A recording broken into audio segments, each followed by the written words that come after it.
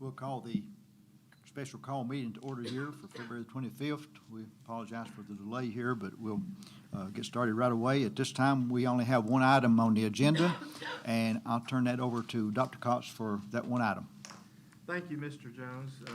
Members of the board, before you, we have one business item for this special call meeting, and that is for you to consider a resolution that's before you for an access driveway at West Ridge High School. And so you have at your place a draft of that resolution, and I would recommend your consideration and approval of this resolution that would be then sent to the County Commission for their consideration. You've heard the recommendation. Do I have a motion? I'll make the motion, but is the video up yet? We got people texting saying they're not. Are we up yet? We're up yet? I got one of the newspapers. Okay. Mr. Hughes makes the motion. Do I have a second? A second. Mr. Gilmore makes a second on that. Open for discussion. And before we have discussion, let me give you a little additional background here concerning this particular resolution. I had two county commissioners contact me concerning this resolution. That was Commissioner Glover and Commissioner King, and they wanted to talk about a access driveway out on Henry Har Road.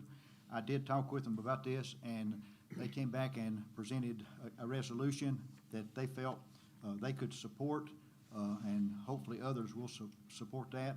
In the discussion, they wanted to make sure that we bid it out with a design and then come back and bid out the actual construction of this. And you'll notice the resolution is written that way so that we have $200,000 listed there for the design of the driveway. And this is a double driveway from the school down to Henry Har. And if you see the vision here on the screen to your left or to your right, depending on where you're seated, you'll notice that that was sketched by Deneen West to show how it would come about, and it would go from there all the way down. This would be a paved driveway that would meet all the standards really of a roadway, I think 28 feet wide probably.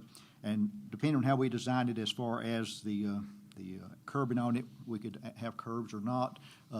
Deneen West and some others thought maybe not have curbs because of additional parking on the edge of the road. It would be easier to park when you have athletic events, which I'd never thought about, but that's one thing they suggested.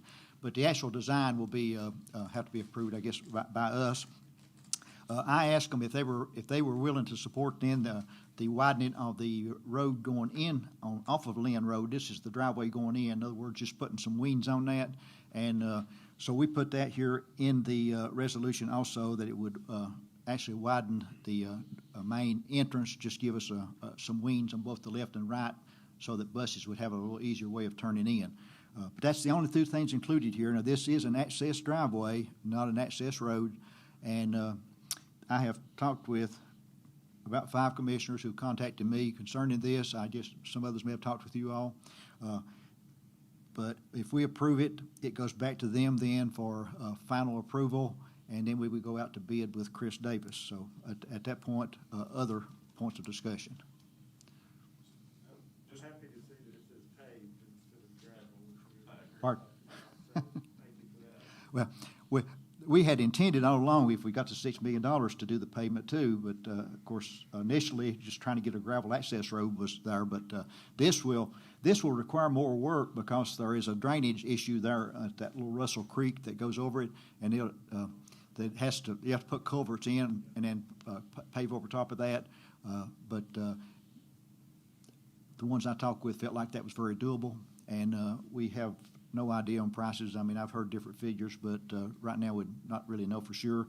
This does come out of our fund balance. That's a real negative that we would have to take this out of fund balance, but if we can get this access driveway completed by August the 1st, then we would have a way for the students to come in off of Lynn Road, exit onto Henry Har if they wanted to, and it would be primarily an exit lane to begin with, and maybe an entrance road for those that's going to park and stay, because the student parking is to the left. If you notice on this, if you were driving up that marked off road, off to the left there will be student parking and staff parking also. So some people might want to come in off of Henry Har and park right there and walk into the school. But for those parents who'll be dropping their students off, they'd come in off of Lynn Road, drop them off at the front, and then they could exit Henry Har or exit Lynn Road, either one. But those details will all be worked out, but it does give us a lot more flexibility of what we can do as far as coming and going, and especially in the evenings, and then again at athletic events. It will really be a plus for that. Just want to clarify one thing, I guess. Just to clarify the one thing, with the way that road looks to me, I know it's a one-way road, a circle around the school. That kind of leads me to believe that's like going against the grain. Is that we are going to have access to that parking lot? They will be able to come up. They don't have to go to the top of the hill and turn right to join the circle? No, they could turn left there. This is the ring road right here, Mr. Harrison. Where? Right here, you see my cursor? Oh, barely. Okay, I see. Yeah, but that's what I'm saying, because it kind of looks like it's joining that ring road. I just want to make sure we can make a left turn. If we can, I'm great. This is cut off Henry Har. Right. They could come up and turn left into the Okay. parking lot. So, okay. It just kind of looks like it's going into the opposite direction flow, which as long as we can make a left turn, that's fantastic. I love it. Yeah, they could do the left turn in. Okay. That's a two-lane through there. But of course, they have to obviously watch out for the other cars coming. Right. And also, there's a possibility of some buses coming around here and turning left and going down the road. Not all buses, but some. So there's a couple different ways that the buses can do it. Okay. That would all be worked out. Okay.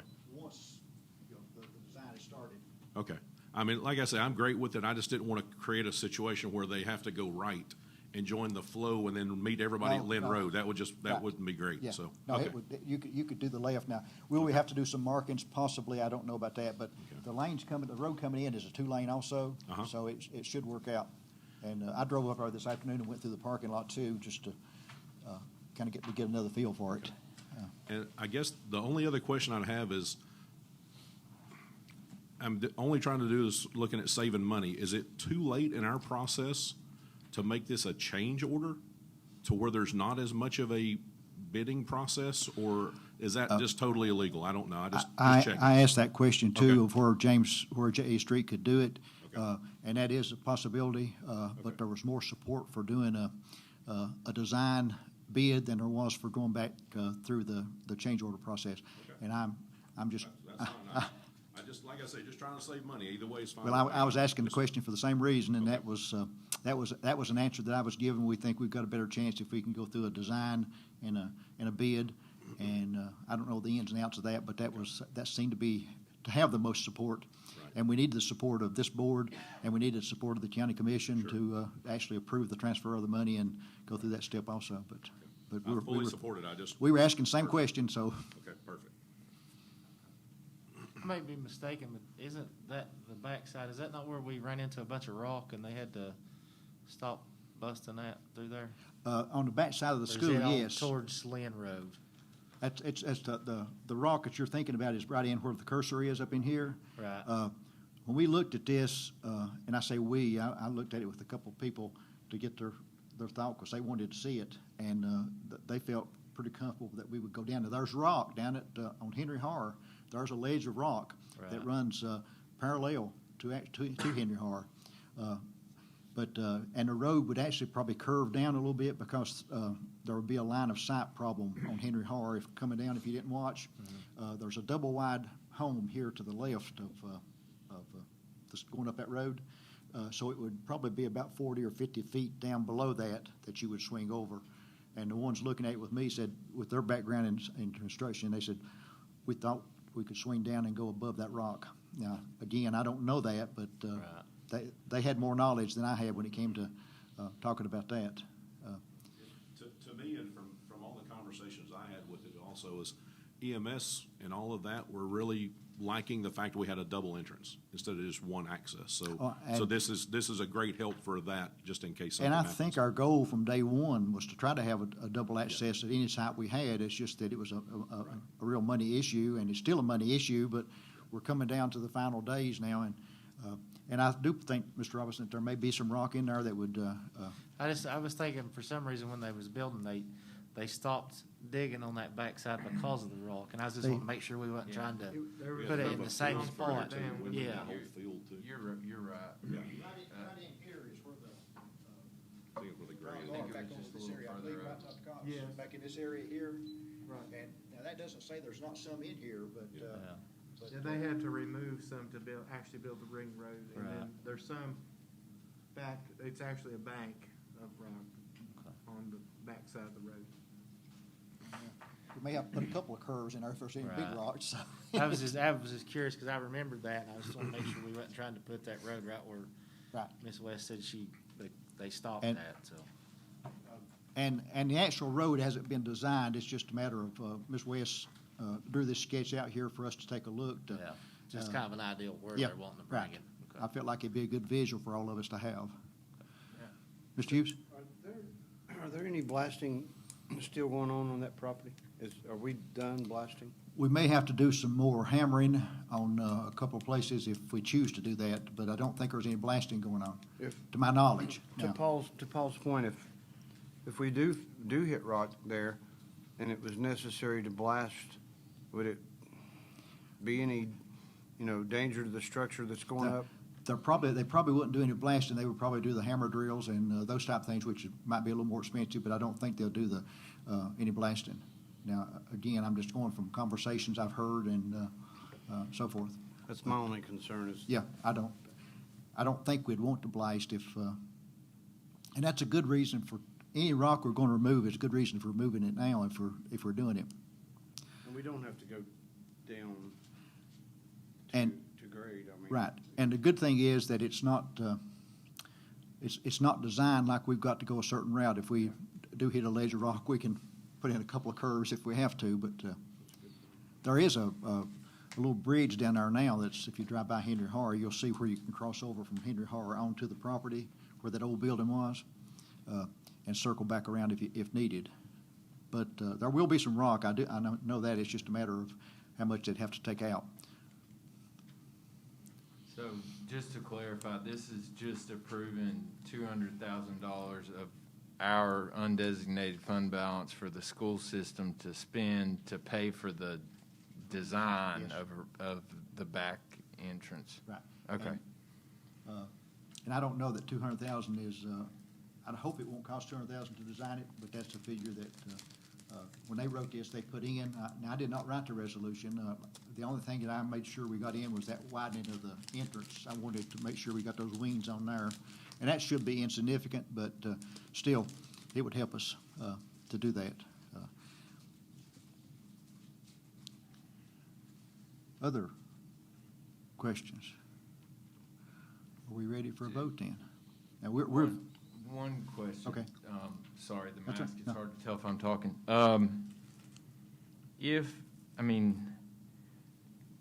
Was there any discussion at all about how even this back access would be paid for? Because, they're approving us spending $200,000 of the school system's money to design it, but we will have to pay for it out of our fund balance. And now, either paying for it directly with the amount of money, whatever it costs, or else we have to issue a bond and pay back over the years. I don't know what it's going to cost. I've heard different figures of what it could cost, but those, I think, are just wild guesses at this point. And I would hope that they would perhaps consider working with us on that and not putting all of that financial burden on our school system. And it will be a burden on us because, our fund balance is, we're okay on it, but we've got lots of things that need to come out of the fund balance, so it's,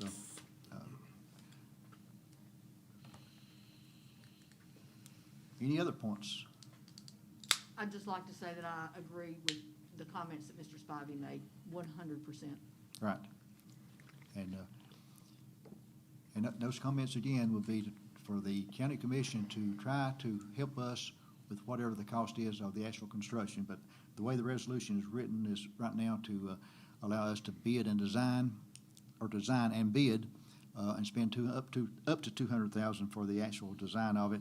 And then when it goes out for bid, we'll have to approve the bid. At that point, I guess we'll have to approve whether or not we pay for it out of fund balance or whether or not we're able to get help from county commission on that.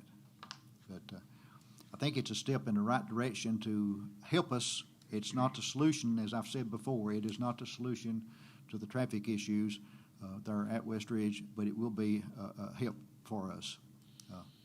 Just want to make sure on the timeline that I'm understanding everything too. This, with us doing this tonight, it has to go to them to approve it. After they approve it, we can put it out for bids. Yes, After the bids are back, we would have to accept that bid. yes, And then after that happens, the bid comes back and we send it back to them if they're wanting to do anything. Well, I mean, it's done at that point, but I mean, for anything else to happen, it has to go again. So Yeah. we're already talking about 5 meetings or so, right? if, right, if we accept the bid and we're paying for it, Right. we start construction. But we If- have to have a meeting to say we're accepting the bid and Yes, start for we'd it. have to have a call meeting. Right. At least that would be my understanding. And if I may, it would take additional action for the commission to appropriate funds to fund the bid. Yeah, you're not doing 3.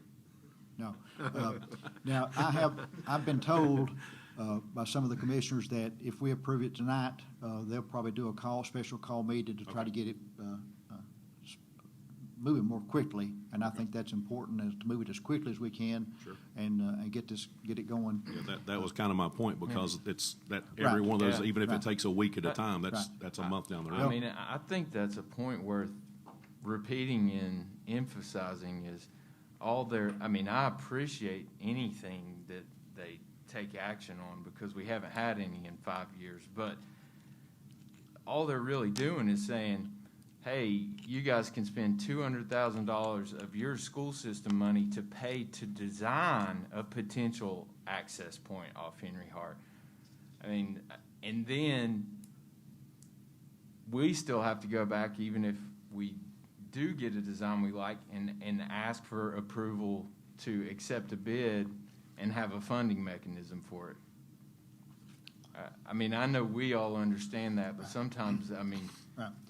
just to understand the process for anybody that's watching, I mean, all this is really doing is saying, okay, now we're gonna allow you to spend up to $200,000 to design this specific entrance off Henry Hart. That's correct. I'm actually great that you already know they're going to have a special call meeting for it. so Well, that like I helps said, now, too. some of the commissioners told me that they were going to ask for it, Okay. and That helps. Again, until it happens, I don't know, but that's what they told me they would do.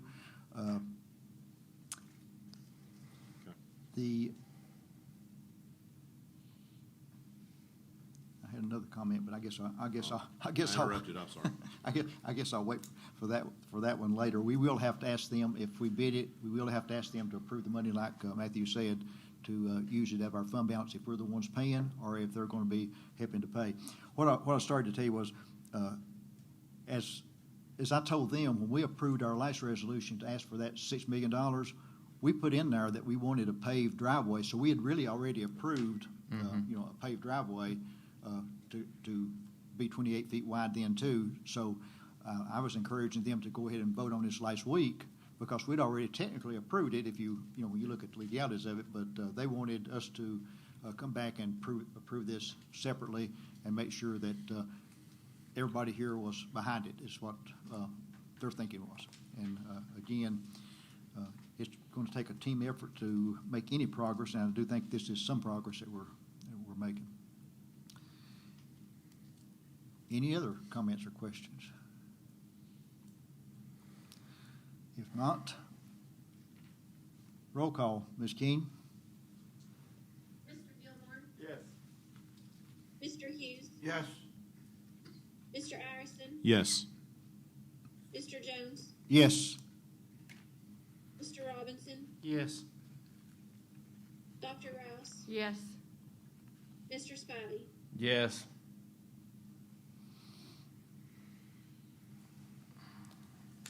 That concludes the call meeting, and we will, with a motion, adjourn this meeting. So moved. So moved. And go into our work session, which is for the meeting that's scheduled for next Thursday, March the 4th, here at Holston Middle School. And at this time, I'll turn it over to Dr. Cox to start the agenda discussion. So, thank you, Mr. Jones. So, members of the board, if you can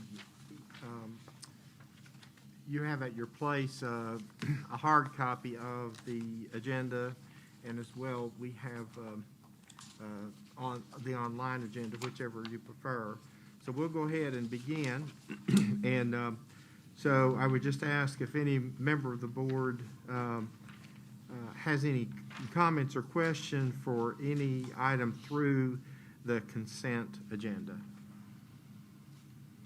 We have disposition of materials as listed, and there are documents there requesting that the board would approve the dispensing of these excess materials. That stuff will be sold on, I guess, gov deals? Oh, yes, so you have to.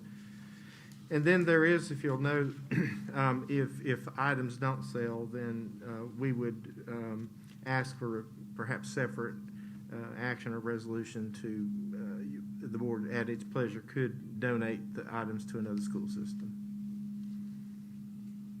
But the first step would be declaring them surplus and then try to sell them on gov deals. Okay, if there aren't any other questions, then we'll continue. Of course, at the meeting, we'll have public comment for agenda items as the next item, but the next is communications to the board and directors' comments.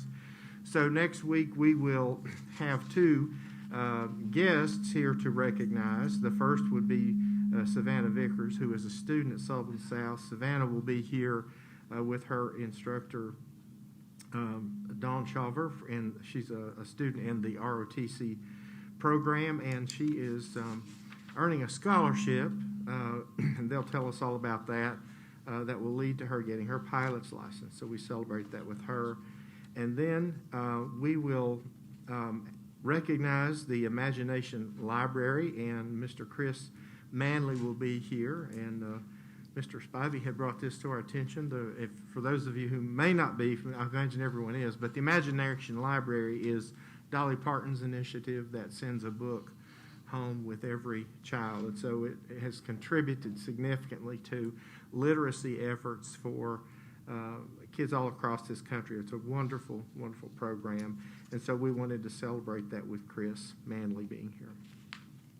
Yeah, I think it's their. I think they've reached 1 million. A million books. Mm-hmm. Yeah, it's really a great program. I think it might be locally. Okay. He'll explain, but I think that Yeah. So you're right. So we'll have those two recognitions next time. Okay, and then as we move into this work session discussion under director's comments, this evening, these items are things that we'll talk about this evening. And first up, we want to talk about the fiscal year 2020 audit. And so I'm going to invite Ms. Deloach, who's here in person, to come up, and she has, there's a handout at your place that she will work from. But as she's coming up, I want to take this opportunity to recognize her extraordinary efforts in doing double duty for us. And we all, I think, would agree that 2020 was probably one of the toughest years that anybody can ever remember. So 2020 encompasses 2 school years. Of course, we had the 1920 school year, and so the audit pertains to the 1920 school year that ended, and the fiscal year that ended on June 30th. But we're also in the fiscal year 21 year that also is a part of 2020. And so I just want to say how much I appreciate you, Ms. Deloach, for your diligent work, for, as you have transitioned to being assistant director and in charge of personnel while still doing finance. And as I said before, 2020 has been a tough year, but one of the great celebrations, personally for Ms. Deloach, she and her husband welcomed their second daughter into their family. And I say that because while she was out on maternity leave, she continued to work and support us remotely through what was a very difficult time. If you recall, we had to shut down basically from spring break to the end. And so really tough time. And I just wanted to say a special thank you. And I'm happy to tell you that I have selected Mrs. Deloach as our Supervisor of the Year this year. So let's So, Ms. Deloach, could you talk a little bit about our financials that end with the June 2020? Sure thing. You should have on your desk or table or whatever you want to call it, you should have a copy of the presentation. And we'll just go through this. This is the result of the audit findings. And the audit report you should have received from the Comptroller's office.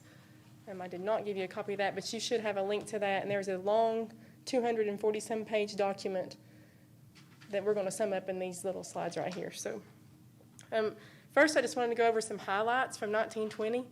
It was a year like no other. I had never intended that year to be like that, but we survived it, and I think we are a better district because of it. There were several things that I wanted to point out that happened in 1920 that you won't read anywhere in an audit report.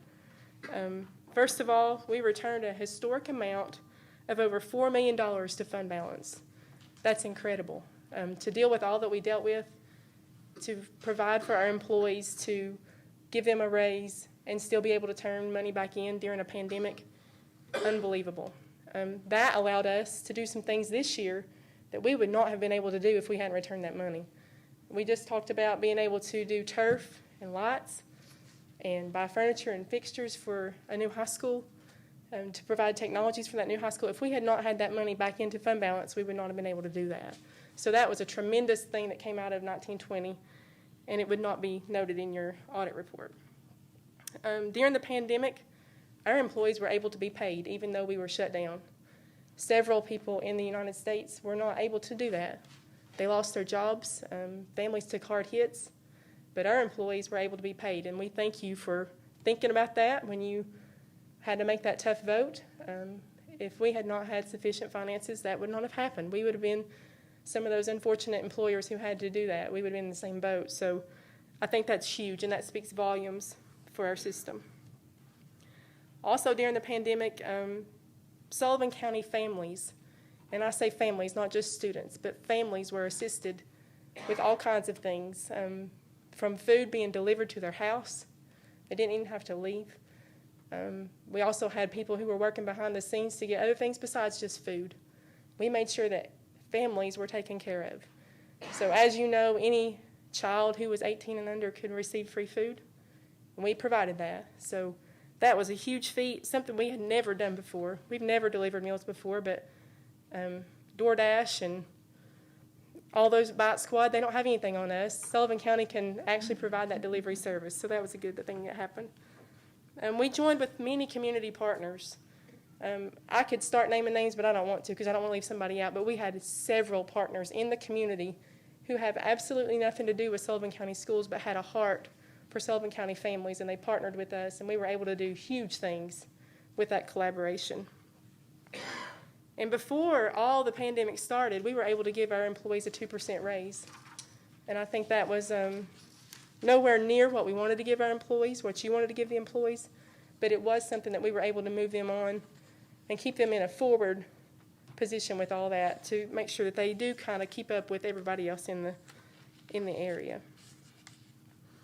Unfortunately, there were some findings in the audit.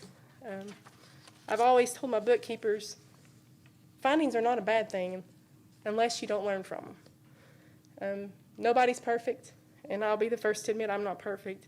But these findings are something to learn from, and I think we can do that. Like Dr. Cox said, I was on maternity leave at the end of the fiscal year.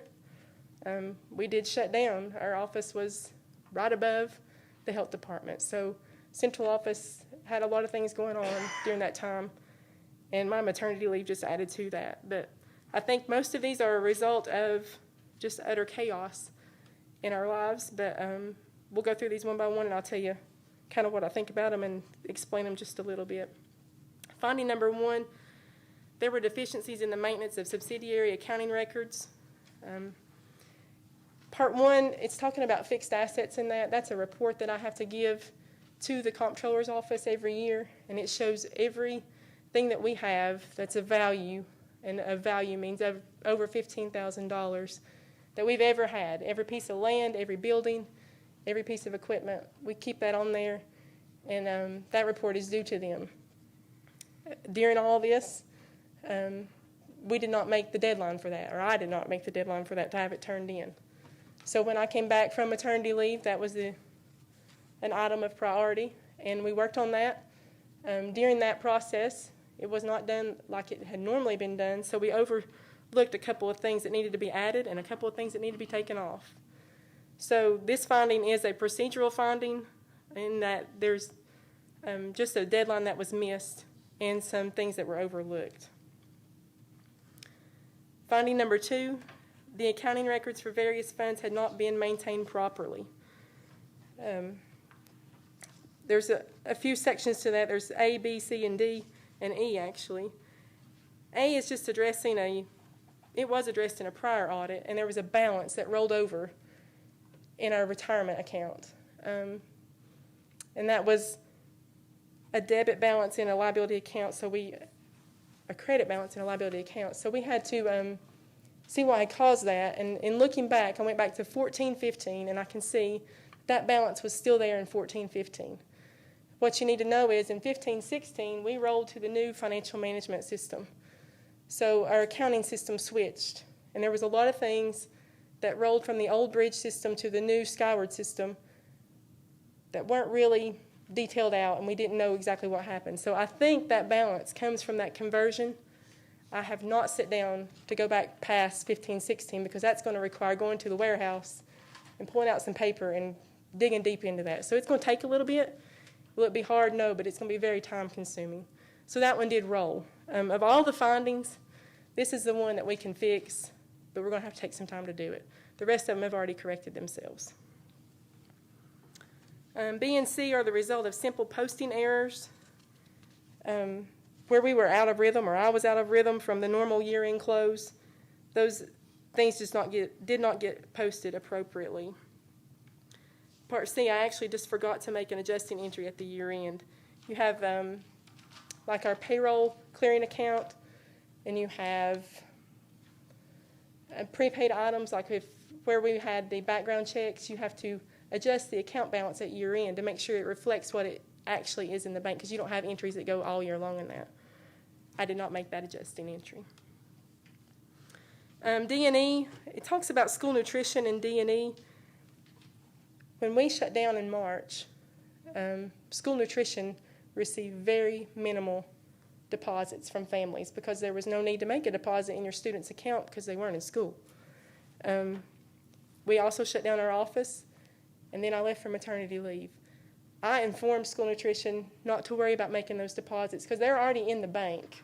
You just have to transfer it from the bank to the trustee's office.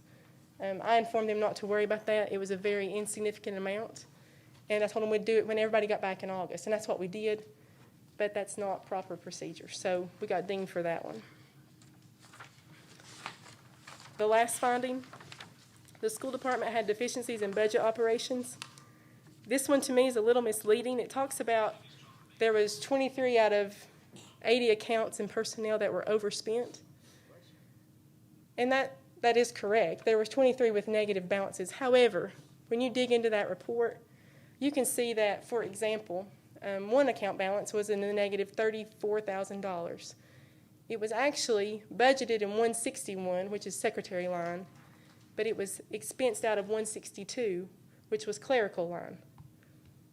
Had I been in my normal routine, I would have looked at all those in May. We'd have had a cleanup amendment, moved it all around out of the normal routine. So yes, there were negative balances. However, we would not have returned over $4 million if we didn't budget appropriately.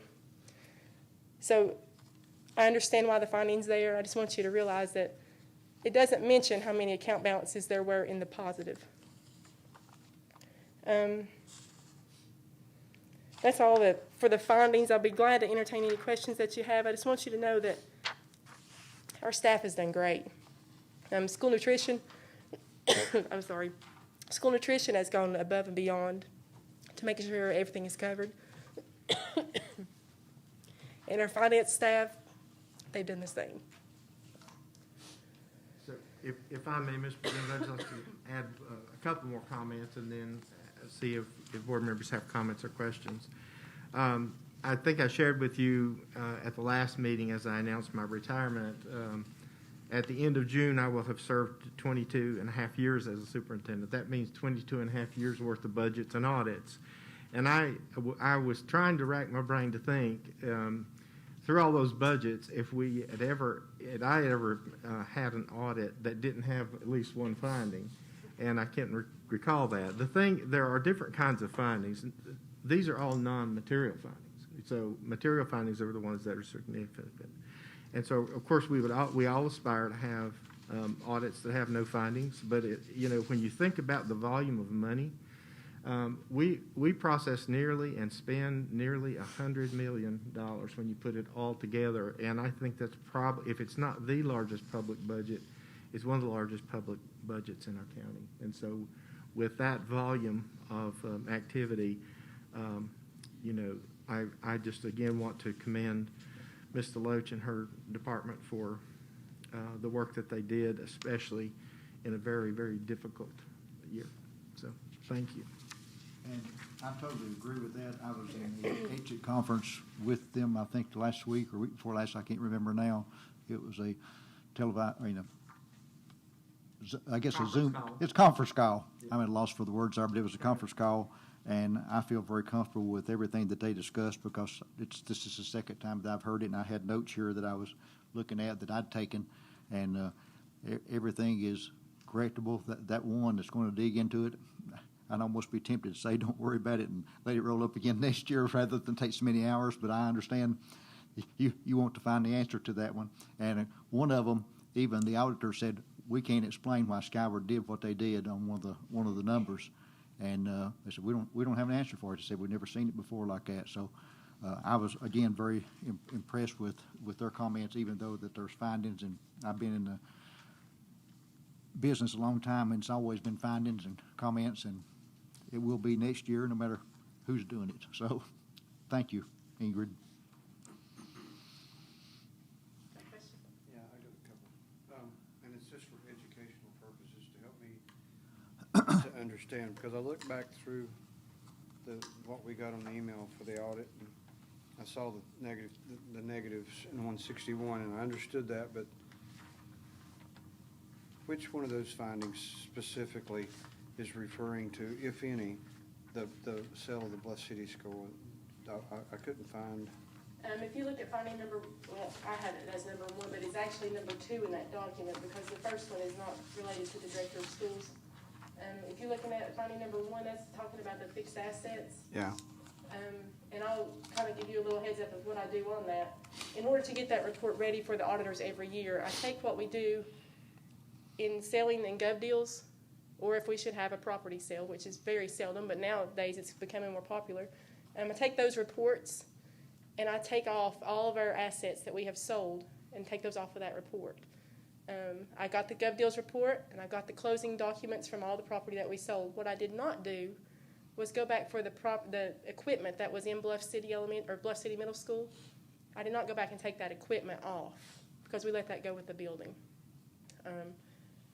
I did take our gov deals stuff off, but that was not on gov deals. That went with the sale of the property. So I took the property and the building off. I did not take the equipment that was in the building that was still on there. As far as additions, it talks about in that finding that there's additions that were not added. And I'm a little perturbed about that, but I'm getting over it. But I asked the auditors what I should do about cafeteria equipment that we have already bought for Westridge, already bought and paid for, and it's been installed, but we're not using it yet. I don't want to use up its usable life with it sitting there for a year. What can I do about that? So they informed me just to put it in construction in progress, make a note. However, they wanted it also added into my fixed assets. So it wasn't a big deal, but I guess it should have been added in both places. One more thing, just for clarification. I'd also like to add that I really expected more findings in a year like we just had. I went straight to this section when that report came because I expected more, so you guys did a great job. On finding number 3, where it says Part D has all involved, explain that a little bit. I got lost when I was trying to. Oh, that's where Dr. Cox was referring to. They said that they didn't know what Skyward had done. Okay, that's what I Apparently, there was a budget amendment that I posted, and going back and looking, it was the budget amendment to recognize the 2% raise that we gave. If you recall back last year, the county commission approved a 2% raise for all county employees. And we had to go back and fix our budget to reflect that 2% raise because it was all county employees, and our school department includes county employees. So we did a budget amendment to do that, to recognize that raise and make that budget match what we had coming out. I keyed that amendment, but at some point, and when he came to do his preliminary work, he could see that I keyed that amendment. But somehow that amendment just vanished. There's no sign that it was ever there. He recognized that he saw it when he came, and he recognized that it vanished, but he couldn't tell me why. I have no earthly idea why. I can't make any of that delete because that would not be proper either. We've never seen it happen that way. I never heard Skyward doing that. It could easily be a technology glitch. I have no earthly idea. But at the end of the year, that amendment was not posted, and so they had to write me up. Is this the only issue we've had with Skyward that you know of since it's the only one I've heard of? It's the only issue that we've had that we've not caught and they've fixed already. To be honest, I never thought about going back to make sure it didn't let go of one of my amendments. So they adjusted our report so that that wouldn't hurt us, but they had to note that it was not officially keyed in at year end. But the auditor had seen it previously. He had. That's why he made the note. That's the one I was referring to a while ago that Okay. they acknowledged. And the Skyward system is so massive. I couldn't even tell you how they do what they do, but it is massive. But I will tell you there's some quirks to it that literally drive me crazy. But I understand completely because it is so massive. I don't know how they can get everything done that they do. But it is leaps and bounds above where we were. But just like anything else, there's problems. There's a maintenance part of it that every year we get updates. And Yes, we do. They have a good support system. You can call anytime. I can chat with them, and they can call into my computer to fix things. And they've been very good to work with. So that's the part that we really like about Skyward because they do have that support and promise of support for tomorrow and years to come.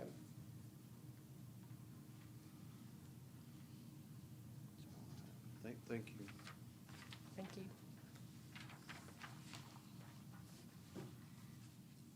Anyone else have any questions or comments for Mr. Luke concerning the 2020 audit? We will have, there will be an audit committee meeting next week that's scheduled with the audit committee of the commission.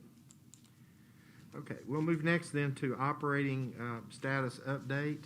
And so, Ms. Nave, if you could put that up on share the screen of the document, and I'll go ahead and start with that. This has become a regular part of each monthly agenda as we are in this pandemic, and so I give you frequent updates from our health department, and I have to say the call that we had this last Wednesday was probably one of the quietest ones that we've had. So, the numbers are improving. We're very happy about that. The first round vaccinations, our staff, we had a pod, or that's short for point of distribution, that was exclusively for all of the educators, or all the school system employees, I should say, in all the systems, Bristol City, Kingsport City, and Sullivan County, at the Raceway and the first shots were administered on the 12th and 13th. The second round, this is the Pfizer, so there's a 3-week period in between, are scheduled for a week from tomorrow and Saturday, also at the Raceway. And so I think I shared previously with you, I don't recall specifically, but there were, I think, nearly 1,000 administered the first day and maybe 700 on the next day total. So pretty good percentages, pretty true to the surveys that all three systems had put out for the numbers. Some people had gone ahead and gotten their vaccine in other places, so that took the numbers down just a little bit. Another thing that's significant is that the CDC has updated their quarantine requirements for individuals who are 2 weeks past the second vaccine. Essentially, if they're symptom-free, and they are a close contact, there would not be a requirement to quarantine if you're fully vaccinated. So that will be a big help to us. Currently, we have 515 staff and students who are in quarantine. We have 37 staff and students who are positive cases and are in isolation, and 17 staff and students who are waiting test results. So that's just, staff-wise, that's just under 9%. Then that number has crept up a little bit. But if you recall, when we had to recommend the closure back in December, that was about 30%. So we're still well under that. We do have the website that's updated anytime that there's a change of the operating status for each of our schools. And currently we have scheduled changes for the individual schools of Colonial Heights and Emmett, who are currently online, and then the 8th grade at Sullivan East. And at this time, I don't have any, or do I anticipate any recommendations for making operating schedule changes, and we'll hope that those that doesn't change between now and Thursday. So what Ms. Navis put on the screen, this is actually the website that shows the operating status of each one of our schools. So do you have any questions for me? Okay. If not, I'll move into transition updates. As you know, there are a lot of moving pieces as we get ready for a very different school year in the fall of 2021. Having accomplished lots of consolidations and moves and all that goes with that. So currently, all of the middle school fall sports head coaches have been named. The West Ridge assistant coaches for fall sports are currently being interviewed. West Ridge winter and spring coaches will begin interviews shortly. The moving coordination is progressing. Of course, Mrs. Rafalowski is helping us with that, and there will be some moves that will be scheduled over the spring break to take advantage of that time. I did send a parent letter to parents at Bluntville Elementary, and I think I shared that with you to notify them, and then also the assistant directors, Ms. Deloach, Ms. Buckles, and I met with the staff at Bluntville Elementary to talk to them. We are currently working on staffing for high school and middle school. The retirement incentive information has been received, and I'll come back to that. But one of the things right now that we're working with is the course requests. So once we are able to, I guess, consider all of those things, that will, of course, lead into our budget request as we prepare for the next fiscal year. But the retirement incentive plan has, I think there are 35 total people that have taken advantage of that. Of course, that was for certified staff, and we will be very diligent about that and not hire any position back that we don't need to. And of course, the purpose of that was to be able to reduce staffing in order to achieve one of the board's goals of increasing professional salaries. So what's coming up, we will be working this month on the attendance boundary adjustment for the current Bluntville Elementary and making a recommendation we anticipate at the April meeting. And then Mr. Miller is working with the contractors on bus routes and then start and end times, and we will update the board on that at the April meeting. So lots of moving pieces and all around, but a lot of work going into getting ready for the next school year. Dr. Cox, I have a question. Do you know when staff will be notified if their 2021, 22 placements? Well, yes. The original goal was February. I know. Yes. Well, we did, the original goal was February. We did postpone that because of the retirement incentive, because the deadline was the 15th.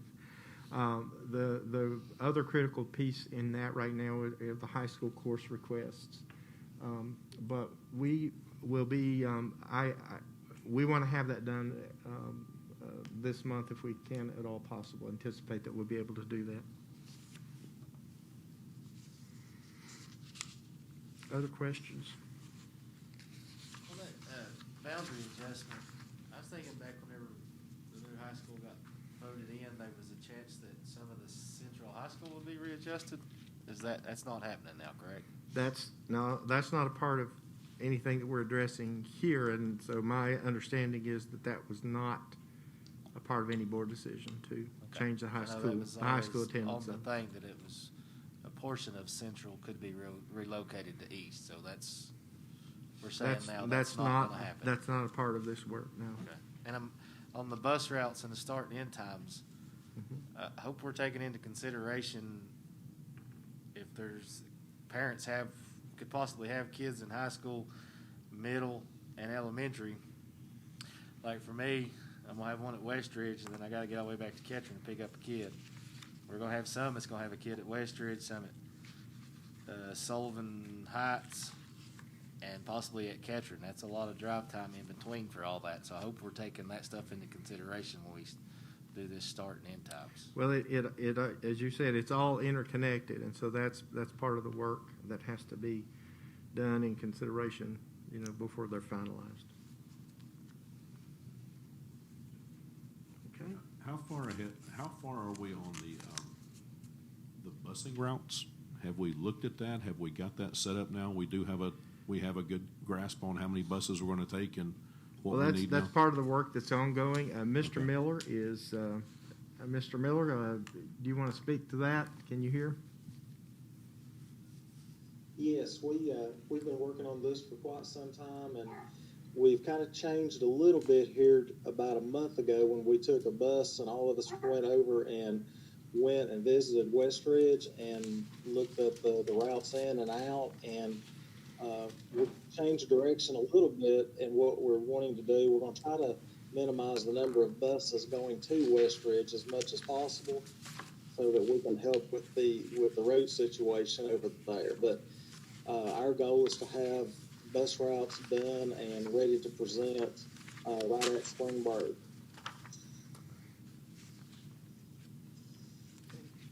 Mr. Miller, do you have any idea of the longest ride time, just approximation that a student might have? We're trying our best to shoot for right around an hour at most, but there's some of those outlying areas in the south zone and the north zone that may increase that by just a little. But of course, we cannot go over 90 minutes. But we're trying our best to keep the average ride to right around an hour and 10, 15 minutes at most. Thank you. And Mr. Robinson, on the start time, of course, we'll bring all that to you all in April, but we have tried to allow for that drive time, just as you mentioned, because we know that will be an issue for several parents. Thank you. Anyone else? Retirement incentive updates, I just wanted to, I think you have that in your packet, but I'll just call out a few statistics on that. Of course, the total number is 35. That includes 11 at the high school, 7 at the middle school, 13 at the elementary, 2 administrators, and 2 system-wide employees. So that's what we finally wound up with.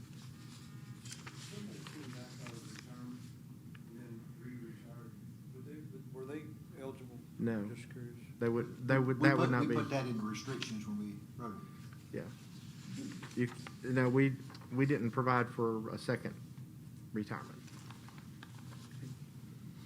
Okay. Any questions? If not, we'll move on and talk a little bit about CARES 2.0. And so, Ms. Nave, if you could bring that up on the screen. And folks, at your places, there's a single, this is a little worksheet that I want to say thanks to lead team who have worked real diligently on this. As you know, our allocation for CARES 2.0 is about $9.177 million.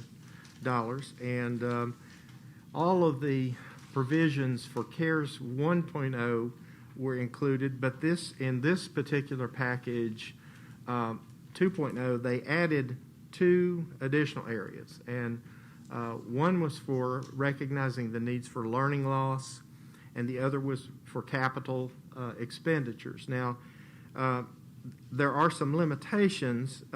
In all of these cases, you have to make a case when you submit the CARES application that it's COVID-related. So we'll try to make those connections as we talk. I will say this too. The amount that we will plan to put in the grant application, this has to be an E-plan, we're in the same boat as everybody. These are estimates. These are best guess estimates. And as you know, anytime you do a significant capital project, that requires a bid process. So these numbers that we put in the application will have to be amended, just like all federal grants are. Once the board receives the approval, then the board's action will be to accept the grant. And so once that we have that, we'll bring that back to you to accept. But just know that that we know right now that we'll have to amend these amounts. And as you can tell, most of them are even numbers, and there are some that are a little bit more exact. What I would suggest that we do is just kind of go through there and talk a little bit about each one of these just from the top. And so the first one is the E-rate 20%. So I'm going to ask Ms. Nave to come off mute here in just a minute and talk about that. But essentially, what that means for us is if we leverage these federal dollars for some things that we need for our network infrastructure, it's like you spend 20% and you get 80% the way that works. So, Ms. Nave, would you kind of detail that for us just a little bit? Yes. Just to kind of tell you a little bit about that, he's right. It's kind of free money from the feds, and for any particular job we get, we only pay 20% of what that costs. We have a 5-year cycle, and in that 5-year cycle, they pull the number of students we have at the beginning of that and give us a dollar figure for each of those students. And I think maybe our last cycle, it was like around 150 something. This cycle, I believe it was around 160, 165. And so that's the money that's allocated. I think this year it is almost $1.5 million. So what that means is we're going to get $1.5 million for 20% of that. So we're asking for $300,000 so that we could bring our infrastructure up to speed. Obviously, since this past year, I've been very proud of what teachers have done, what students have done, what my small, teeny tiny tech team has done, our instructional people and our curriculum people. They really pulled off a very big thing. Our networks have held up pretty well. I know systems in Middle Tennessee that are wealthy systems that even when there were no kids in that building, teachers, basically only half of them could be in there at one time because they couldn't stream their lessons out to students. So it's done really well, and I'm thankful, and I've said a prayer, but as you can see from this particular document I have on my screen, overall, and a lot of this has just been from my time in here, because going back, I think our network originally came in, I talked to one of my people, and they said probably late 90s, early 2000s. So there's not been a lot of work done on that network over time. So we're really trying to get a very organized, targeted plan in order to be able to upgrade our network. You can see right here, AP stands for access points. So basically the access points are the things you see up there on the ceiling that basically get you from your laptop wirelessly out to the internet. You can see here in 1819, we did a lot of core switches, and those switches basically are just kind of the portal that will get us to the internet. The wires from the cables from the access points and the wired ports in the classrooms go to the switch, and they provide internet access to those things. So we have, hundreds probably hundreds in our network. And right now we have about 30 of those core switches that need to be replaced, and they are anywhere from $2,500 to $5,000. So that's a big cost. You can see we've done some, and buildings are going to have multiple switches in them as well. So just because some were updated there, those are the core switches, the big ones. Some of the smaller ones have not been updated, and they could have several in there. You can see that also in 1819, the money that we allocated also went to build the network at East Middle School. In 1920, you can see what happened there was we applied for the money to provide the network at Westridge High School, which is massive. The jobs that we did this year, which is this cycle right here, you can see that we recabled 5 schools. And our plan for next year, which we have already applied for, and we're asking you to just acknowledge that this evening, we are asking to recable East High School, and then we are asking to add wireless access points to South High School, what is currently South High School, and Central High School. So that's what we're asking you to approve this evening.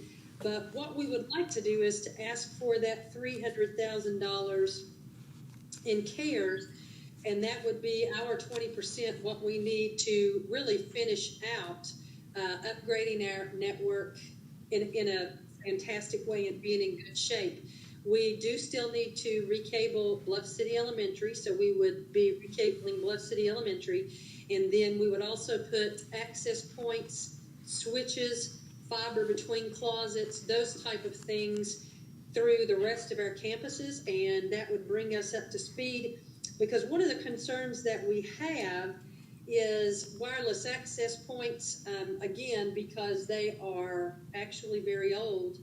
A lot of them, well, pretty much all of them except for East Middle School right now, their end of life is in March of 2025, which means there's no longer updates, although we are many updates behind because we just can't support a lot of those updates on our current system, the access points.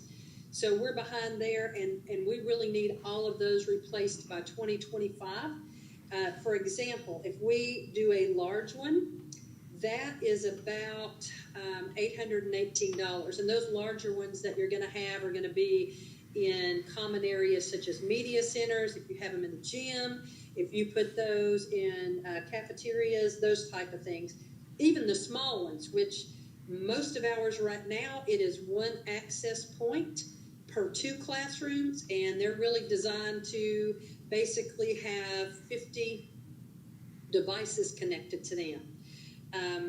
With that being said, I know just as an example, when I was at Indian Springs, that was between 2 classrooms. And if you think now, if you've got a teacher trying, as we did actually in the fall, they are trying to stream a lesson. At some point, they have most, if not all, of their kids on there, and they are on, and you have 26 kids in the classroom, and they're streaming, so we're already over 50 devices. So hopefully by doing this, we will upgrade our access points, maybe even add some, and again, even the small ones, which are everywhere, they're like $633 a piece. So it is not a cheap endeavor, but we feel like if we can get that $300,000, we upgrade our infrastructure, and we are in a very good position, and therefore money that we would generally take from GP for these things are things that we could do to maintain our network, to make it more secure and more safe. Okay. And again, so there's probably nothing more integral to supporting student learning during a pandemic than our network. And as Ms. Nave has shared with us, many components of the network are at or near the end of their useful life with licensing and so on. So that's the reason that we put that in there to leverage, spend $300,000 basically and get 1.5 or so. So, all right. I would also just like like to throw in also with that, Dr. Cox, is, many things that we use on an everyday basis, such as our HVAC, our phone systems are now IP-based, so all of these things use our network as well. So that also just kind of plays into how important that is, as we begin to transition to the new phone systems everywhere throughout. Right, even the Apple TVs that we're using here, so it's all working off our network. Yeah. Okay, we'll go ahead and move on, and then if I maybe let us get through this, and then we can answer questions at the end if that works for you. The next part is recouping lost revenue in food service program. You heard this evening that we have really worked to meet the nutrition needs of our students. While we were shut down, we still fed kids. It's more expensive to do that. We delivered food. We worked with community partners who gave us food to distribute to families. And then there have been extra packaging costs that have been incurred in our budget. Some of you may remember not so long ago that the board had to put money into the general purpose budget because the cafeteria fund was in the red. And so with Ms. Anderson and her efforts and the good management, we have been operating in the black. But if you look at your budget document, you'll see that's not the case because we are short on revenue.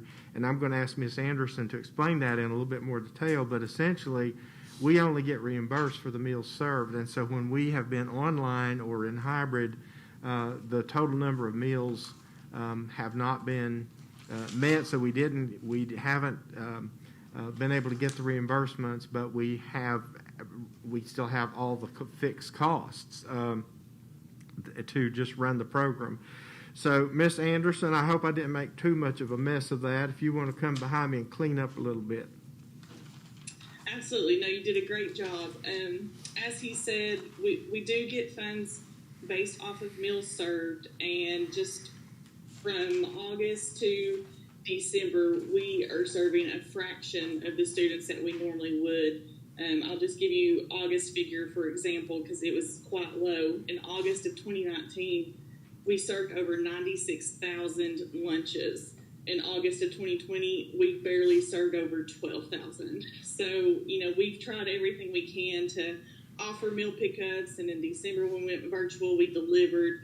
But we're just not feeding nearly as many as we have, but our expenditures have not changed. In fact, they've increased. We're having to purchase more items for packaging from a non-food standpoint, like to-go containers and bags. From a food standpoint, we're trying to purchase more pre-packaged items just to keep things safe. So we've definitely incurred a lot more expenditures, and our revenues have drastically dropped. And even when we've not been able to sell any a la carte until we've been able to get all students back in, and our a la carte sales are big revenue for us. Just through November, we've lost almost $150,000 in what we could have had in a la carte sales. And then one item that I'm sorry, go ahead. No, go ahead, Miss Anderson. Oh, I was going to say one item that Dr. Cox did not mention was $50,000 of what I have asked for is for a freezer cooler combo at Rock Springs so that we can make that an independent site. As you know now, all of their products are being housed at South, and we have to transport that daily. So that is an item that we would like to add to make that school an independent site. But all of the rest is for added expenditures and loss of revenues. Okay. All right. We'll move on then to nursing services, and essentially the next two items, nursing services and summer camp transportation, will fit squarely into learning loss.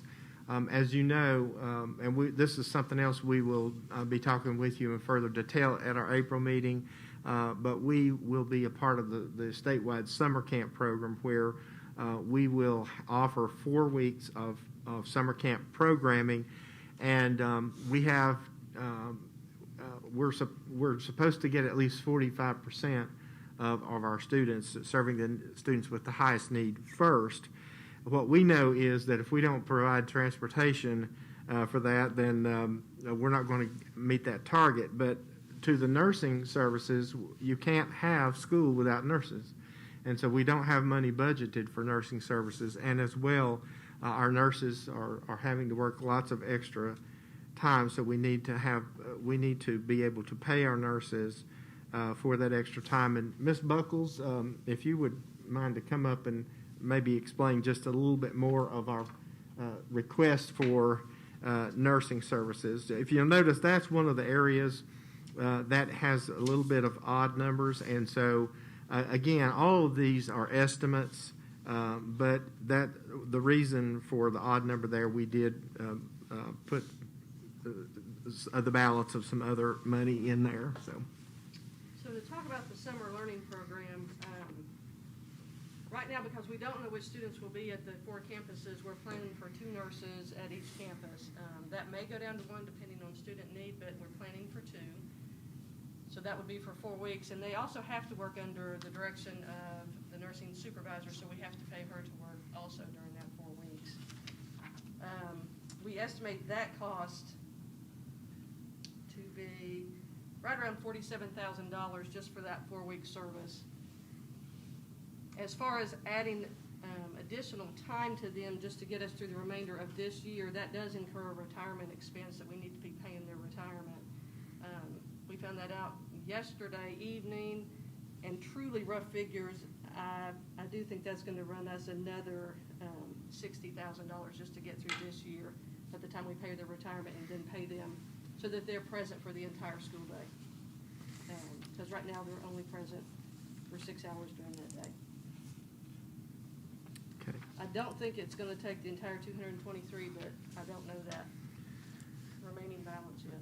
The other thing, in addition to these being estimates, and just saying up front that we're going to have to adjust all these numbers once we have actual numbers, this is a grant that is spendable over 2 fiscal years, so through 2023. And the summer learning program we know is in effect for next summer as well. Right. So Said that. you'll see that reflected in here. So you have 2 years to spend it. It's an incredibly tight timeline. But we're going to have to get this into the state for them to consider it and get their approval. We have to write a rationale for all these things, again, relating it to COVID. So When you see that they've set money for the summer learning program, or they've set aside money, that does not include any money for nurses, SRO, and administrator, any of that. The state money. Right. Yes, the state money that you might hear that they're sending and that they're covering the cost. Nurses were not part of that. that's a whole different thing. And so, the requirement for the summer camp came after we had already begun work on CARES 2.0. So just for clarification, the state is reimbursing us for teacher salary? Not in its entirety, no. I mean, Kind of like BEP? They're sending about $1,400 per classroom that we're operating at a 1-to-20 ratio, and then an additional $400 for each hour of stream that they're mandating for elementary schools. They also mandated out of that $1,400 that $1,000 is what you have to pay a teacher. Well, a week. That leaves $400 if you're going to pay for any additional aids, supplies, that sort of thing. So. And I mean, and exactly no money what for they- transportation too. So nursing, transportation, none of those things are. SRO to be at the buildings, So. administrator to be at the buildings. So I think you just answered my question. The staff who will be serving in the summer learning camps are not reflected in this budget because it'll be coming from a different. That's right. Correct. Would it be fair to say it's an unfunded mandate? Yes. Well, they might have funded more than some mandates, they say. Yeah, at least they put something in there. I mean, Yeah. I'm not But it's not making light enough. of it, but it's. It's we still should- an accurate statement, We Mr. should Spivey. acknowledge it, yeah. It's not fully funded. Just a curious question about the nurses. You said something about 6 hours versus 8 hours. Now, we have them 6 hours now, right? We have them 6 hours now. So and the summer, we're gonna have they to have be 8? 7.5 mandated by the state. Okay, so it changes for the, and And now currently, most schools only have one nurse, am I right, or is there multiple nurses in each school? There is really only one per school right now. Okay. So, but the summer we'll have to have two? Well, we're planning for two just to be safe because we don't know when you start bringing, for example, all of the South Zone students to one building, how Okay. many procedures might be involved with those children and Okay. if a nurse can do all of those procedures. Okay, that makes sense. I just, And I would say again, Mr. Iverson, we're required to serve the students with the highest needs first.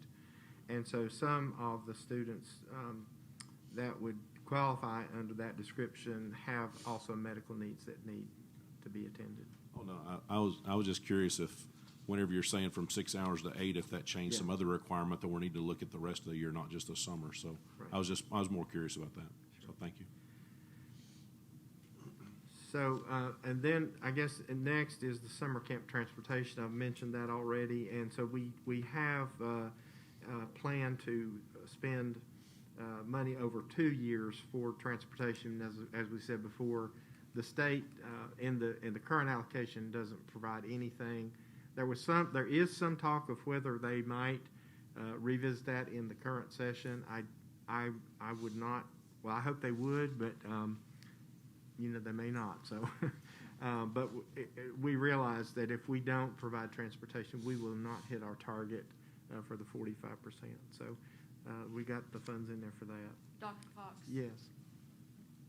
And you might not know this right off the top of your head, but how many buses are we planning for? And again, I know it very well. Well, we've might be like the we've nurses. gone round and round about that. Mr. Miller, I'm going to ask you to chime in here. What did we finally land on? The notes. This is our spreadsheet that was big that we started. It had all that in there, and I don't have access to it at the moment. So, do you remember, Mr. Miller, what we wound up with?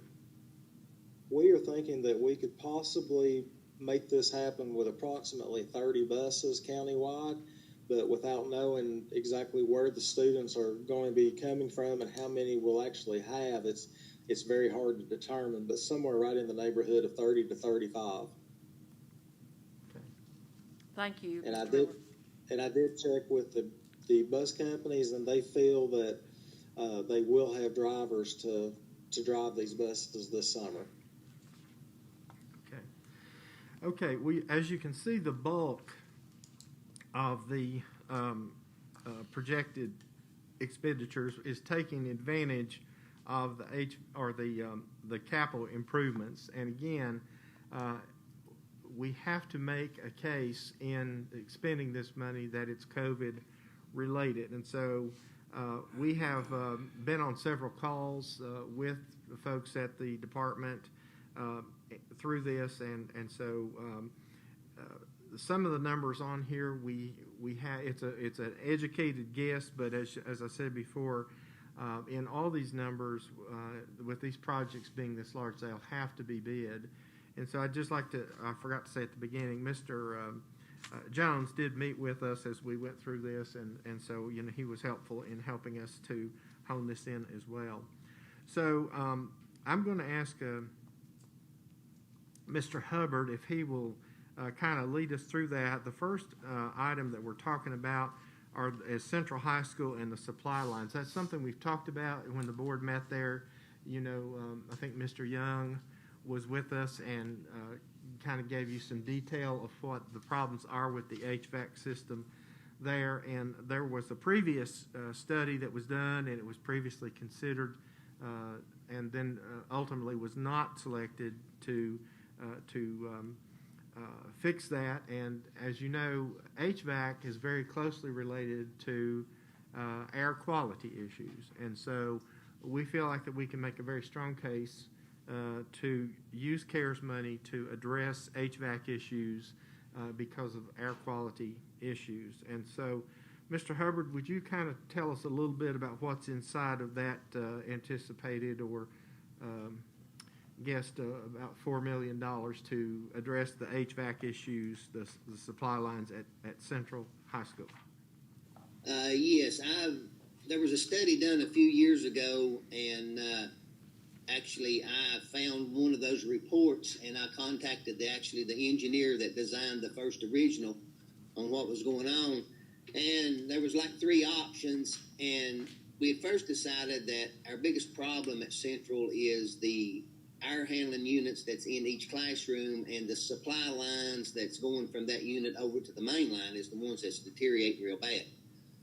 Met with the engineers on this and pulled out the plans, and he actually still had plans of their first design.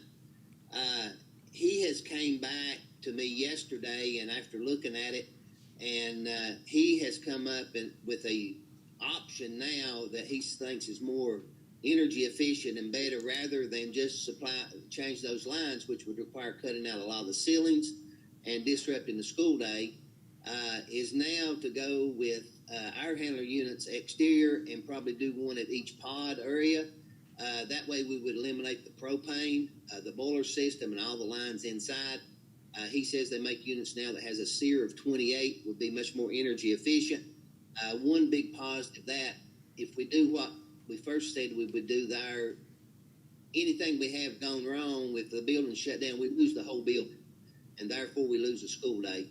This other way, we would only use a certain area, a few classrooms, and that way we could move students to other sections and possibly not have to shut the school down for a complete day, which is a loss of ADA money. And hopefully this may come in a little cheaper than what I have there at $4 million. There's no way to tell, but he said this would be the most economical way, would not disrupt any of the teaching. It could be done from outside, and new units would be placed on the exterior walls. If any of us are familiar with a barred unit, which is like we have it in some of our schools, it would be similar to that. And he gave me a document. Actually, Mr. Jones, I had forwarded that to you yesterday, I think. Yes, I saw it. So that's where we're at with that one.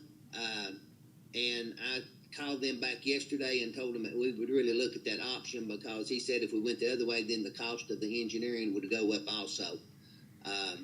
Moving down to south, we have 8 rooftop units that are original to the building. The ones over the cafeteria and the gym have been replaced, but there's still 8 on the main building and places that are original to the building.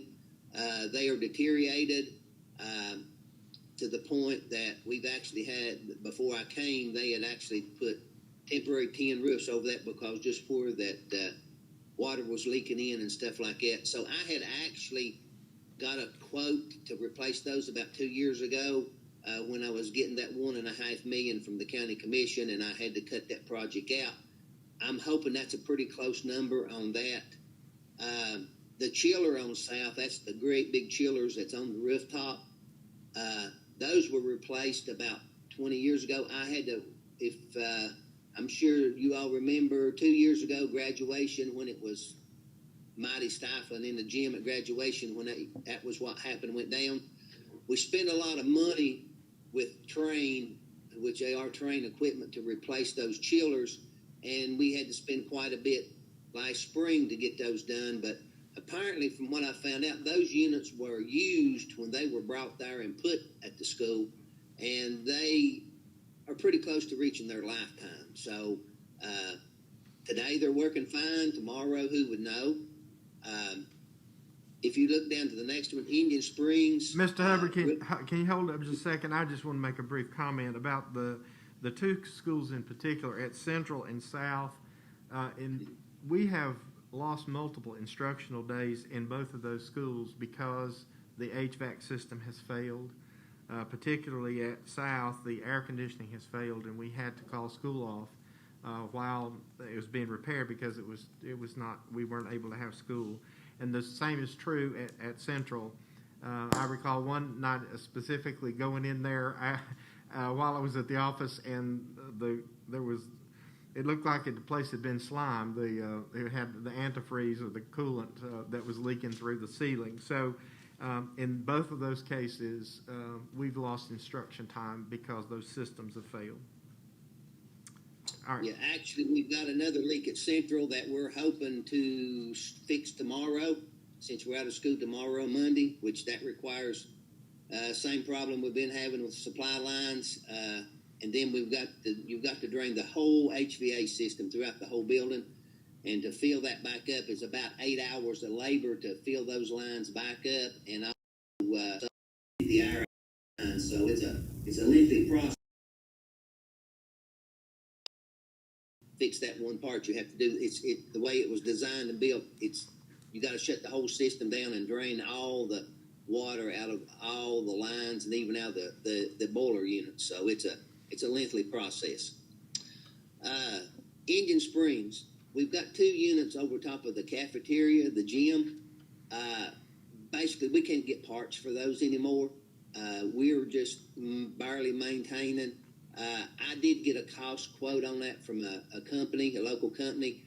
That is pretty close to what it is. The ductwork inside needs to be extended a little bit, but those units are to where that even last fall we had very difficult time cooling that down because the units are just so old that we can't get parts for it anymore. So that's the engine springs deal. Ionization, that's a big popular thing now. There's several companies that promote those. It's a unit that you install in the ductwork. It supposedly kills 99% of the COVID viruses, odors, and stuff like that. A few local school systems has put some of those in, already installed them, and the reports I get back are great. That's something that we will purchase and that we, with a little training in our department, we can install those. Depending on how big each unit is what you have to purchase, and we will just bid that out as a purchase item. And that will go in all schools that we have, and even schools like Bluff City, Murray Hughes, that has window air conditioners, they make a strip that even goes into those. So that's something we're planning to do in every school that we have in the county is the ionization. And if any of you, and actually the brand that we're looking at is called iWave, I-W-A-V-E. You can go online and get some information on that if you want to dig a little bit deeper in that. Next one is East Votech Roof. That was I already had an architect in line to draw up the plans and do the engineering on it. The roof over the shop areas is pretty much original to the building. It's a gravel and tar. And then the roof that's over what's cosmetology and the other section, that's got 2 sections it's been built on. It's more of a rolled asphalt roofing, a shingle type roofing. We had a test done, and some of the insulation is getting wet. I actually had that to be done, like I said, with that $1.5 million, but when that got cut out, then I had to scrap that project because I was going to do that last year. So I want to put that back in. It's kind of hard to make a case, I feel like, to the state on how a lot of this relates to COVID, except for a roof, but they're claiming we can, but I don't think anybody's going to scrutinize us real hard because if you look at it, every school system in the state is doing the same thing we are, and we're all fighting for the same contractor and for the same architect and the same engineer. So everybody's grabbing for the same people out there, and I hope that that will go through. I think we've written it up to where that they will accept that. So, Mr. Hubbard, let me interject there, just to provide the board just a tad bit more information. When that was first being discussed, they first said no to roofs, but then they came back and said, if you can make a connection to if a roof has leaks, it causes air quality issues, and so, and this is clearly, I think, in that category. So, all right, I just wanted to say that. Go ahead. Right. Yes. And a lot of these things, we don't meet the standards now that is required for fresh air in a lot of our older buildings and stuff like that. So this is helping in that case. On the carpet replacement, I've got Holston in parentheses, but that's not going to be just held just to that. We've got some schools, like there's places right there at Holston that the carpet is original to the building. And not only that, but some other schools, and I have got a quote of what it takes to remove the carpet and install VCT. We just did a room there at Holston back during fall break. We replaced it with carpet tiles. It was in one of the pre-K kindergarten classrooms. So That's something we want to go as far as the money goes, and maybe if we save some on something, we might can add to that one a little bit. I don't know. And then East Votech at the bottom, the HVAC. The Votech, the air conditioning up there is separate from the main building. But as far as the heat, it is part of the boiler system. Dr. Rouse, you're probably very aware of this, that it is connected to the building, and we'd like to separate those two buildings completely, put in air handler units like large heat pumps that where it would heat and cool us, and sever those. We can valve those lines off in the boiler room and get that building as independent as we can. And the problem we got at East, and really haven't seen, but it is heated off of heating oil, not propane, not gas. So it is a heating oil type system when they converted it from a coal boiler system years ago. So that is a number that I hope will work, but I have no clue on that one. That was just reaching out there, and based on previous job projects we did, that one is a question if that will cover it up, but I feel like it should. And I've got an architect contacted already. Supposed to meet him up there hopefully next week to look at the plans and get started on designing the roof plus changing those units out all in the same go. And I just want to say once more, I want to express my gratitude and appreciation to lead team who have spent many, many, many hours working on this and refining it, and also to Mr. Jones who met with us. So, Mr. Jones, do you have any comments you'd like to add, having met with us last week? I think our needs are greater than the $9 million that we're getting. We know that. So I think the priority here is what we've got to look at, and I also think we need to look long-term down the road of what is the next big project coming, and whether it's renovation at East High School or not. So as we do things on the buildings, we don't want to do something and then have to go back and redo it. So I think it's crucial that we make sure we're looking at the big picture as we try to move down the road on this. And I think all these things are really needed. It's just a matter of how do we get them all done. So I just open up for and entertain any questions or comments from board members. Dr. Rouse? I have a question, and again, I'm like Mike, I'm asking for education more than anything. The ionization of all schools, Mr. Hubbard, you said, this is the going thing now. I guess I would wonder, have we done enough research to know that this is $500,000 well spent? I remember back in the day when ESG was the going thing, and heaven help us when we all jumped on board with ESG.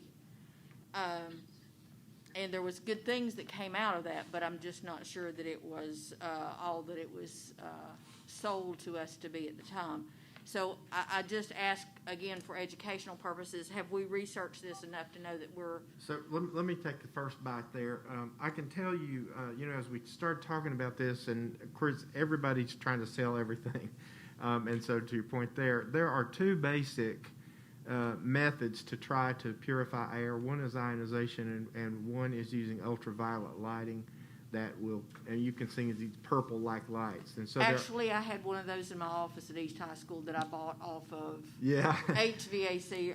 So of the two, this is preferred because there's a lot of maintenance and upkeep with the ultraviolet lights. So and I can tell you in my superintendent's group, as we were talking about this early on, we meet weekly, there is a local school system that had to have a closed HVAC system because of an environmental issue near the building.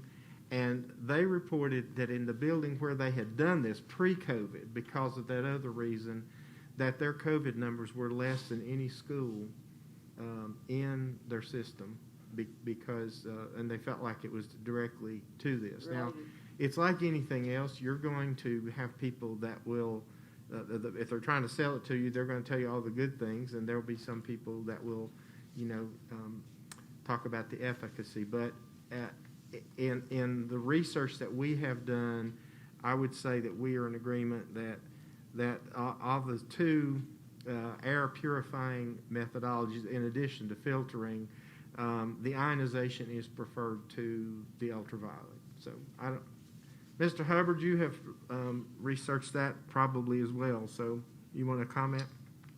Yes, I was very careful on it because, and Dr. S., I was part of that ESG, lived it, and yeah, there was a few good, but there was a lot of not so good too. But with that being said, I looked at, we got a neighboring school system across the state line that they used this money last year, and they did every building except for their gymnasiums, and he had reports of classrooms where they'd had a lot of allergy problems and stuff like that went away. Also, I know of two school systems on here locally that they've done one or two buildings, and all the reports they've got back is a big difference within the building of the air quality, and it also not only eliminates the virus stuff, but also odors and things like that. It's like a simple thing, and I guess if you go online and look, it makes sense, but like you said, there's a lot of people out there trying to sell a lot of things, and I get dozens of email a day that everybody's got the best and the greatest, but this is what the other school systems has used, and I had a guy out of Nashville come, and he done a demo for us, and I've researched it quite a bit. I was skeptical at first, too, that here's a new thing coming along, but apparently everything points that this is a good thing to do. Thank you, Mr. Hubbard. Thank you, Dr. Cox. Sure. Anyone else?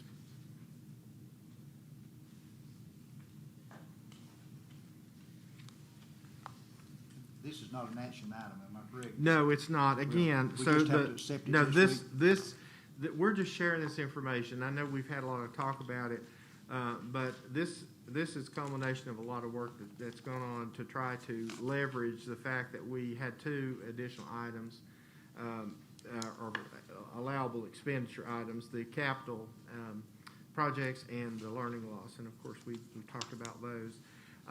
So we will be submitting this just like we do all federal grants, and then the board's action for federal grants is once it's been awarded to receive it. And again, once it's received, you can go in and amend as you need to. And I know I've told you already many times, but we know right now that we'll have to amend this to actual numbers once we have bid information, particularly with the capital issues. Okay. So with that just being basically a work session item, you're going to take it off the agenda then, or are you going to leave it on to talk about it more on Tuesday? No, we would not. So anything that's on the work session under discussion, we would not anticipate bringing back unless, there was something that was outstanding from the board's information. But we would go ahead and apply for the grant, get it into the state, and hopefully, Mr. Hubbard made a point, everybody and their brother's doing this, so it's to our advantage to get this thing, get our grant approved and get on with it, because there are going to be lots of folks trying to do HVAC projects, and the sooner we can get on this, the better for us. And we are limited to a 2-year plan here, so it will be critical to get. So that they've told us, it's an ambitious timeline to spend all this money in 2 years, but and I don't know, none of us know what, but it's possible they might extend it if everybody's having a problem. So, I'm sorry, Mr. Hughes, did you have a question? Okay. 2 years from when? The funds have to be expended by 2023 fall, I believe. Thank you. Okay. Anybody else? Okay. So we'll transition then to unfinished business. Did you want to entertain a break or anything, Mr. Yeah, let's Jones? take a 10-minute break. Okay. Okay, so that would put us back at 6:30 then.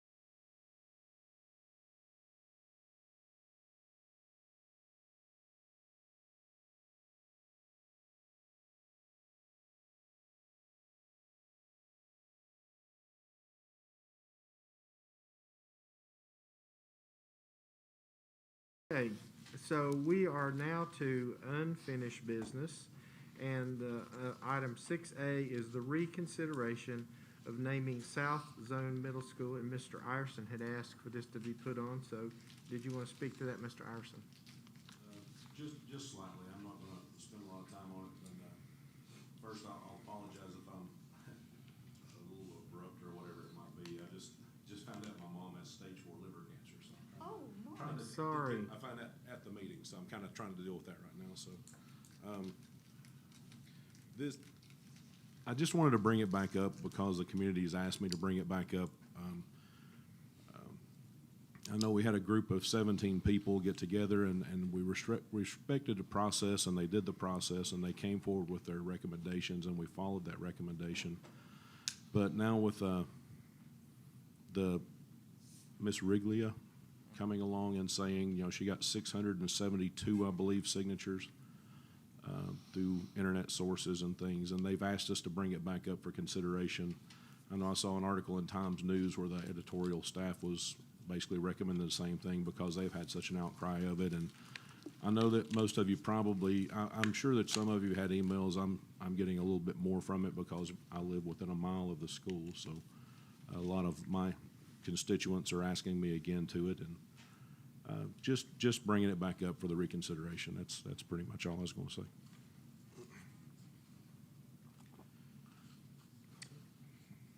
Anyone else have anything to say? Okay, if not, we'll move into new business. And the first item under new business, items A and B, I'm going to ask Mrs. Deloach if she would rejoin us. We're asked, these would be action items next Thursday when we meet, and we would ask the board to approve 2 budget amendments. So there, you have that information in your packet, and so, Mr. Deloach, would you explain what we're asking the board to approve? Sure, the first, I think it's the first, I didn't look at the agenda. The first one, I think, is the general purpose school fund amendment number 1. Yes, that's right. There's 2 items on that amendment. The first item is for the CTE budget in general purpose. It's just moving those monies around to where he can spend them. He needs to move some out of equipment to instructional supplies and other supplies and materials and construction. The second one is for coordinated school help. As you know, the pandemic has changed a lot of things. Coordinated school health usually travels to our schools and does screenings. We're not able to do that during this pandemic. So she is taking money out of her travel to put it into supplies, where she can get supplies into the hands of our schools. So we're not required to pay travel out for that, so she wants to be able to use it for the kids to utilize in their program. And those are just cleanup amendments. It's no new money. It's just moving money from one line item to the other within their category. The second. So, Mr. Lutz, if I may, this does not, or does not require commission approval? Does not require commission approval. I'm sorry, go ahead. That's okay. The second one is actually the Carl Perkins budget amendment. Mr. Flannery received some additional funding in the Carl Perkins application, and that just recognizes that funding in his budget. That's a federal amendment, so it does not require commission approval either. So we would recommend both of these, and I would just pause and see if you have any question about either of them.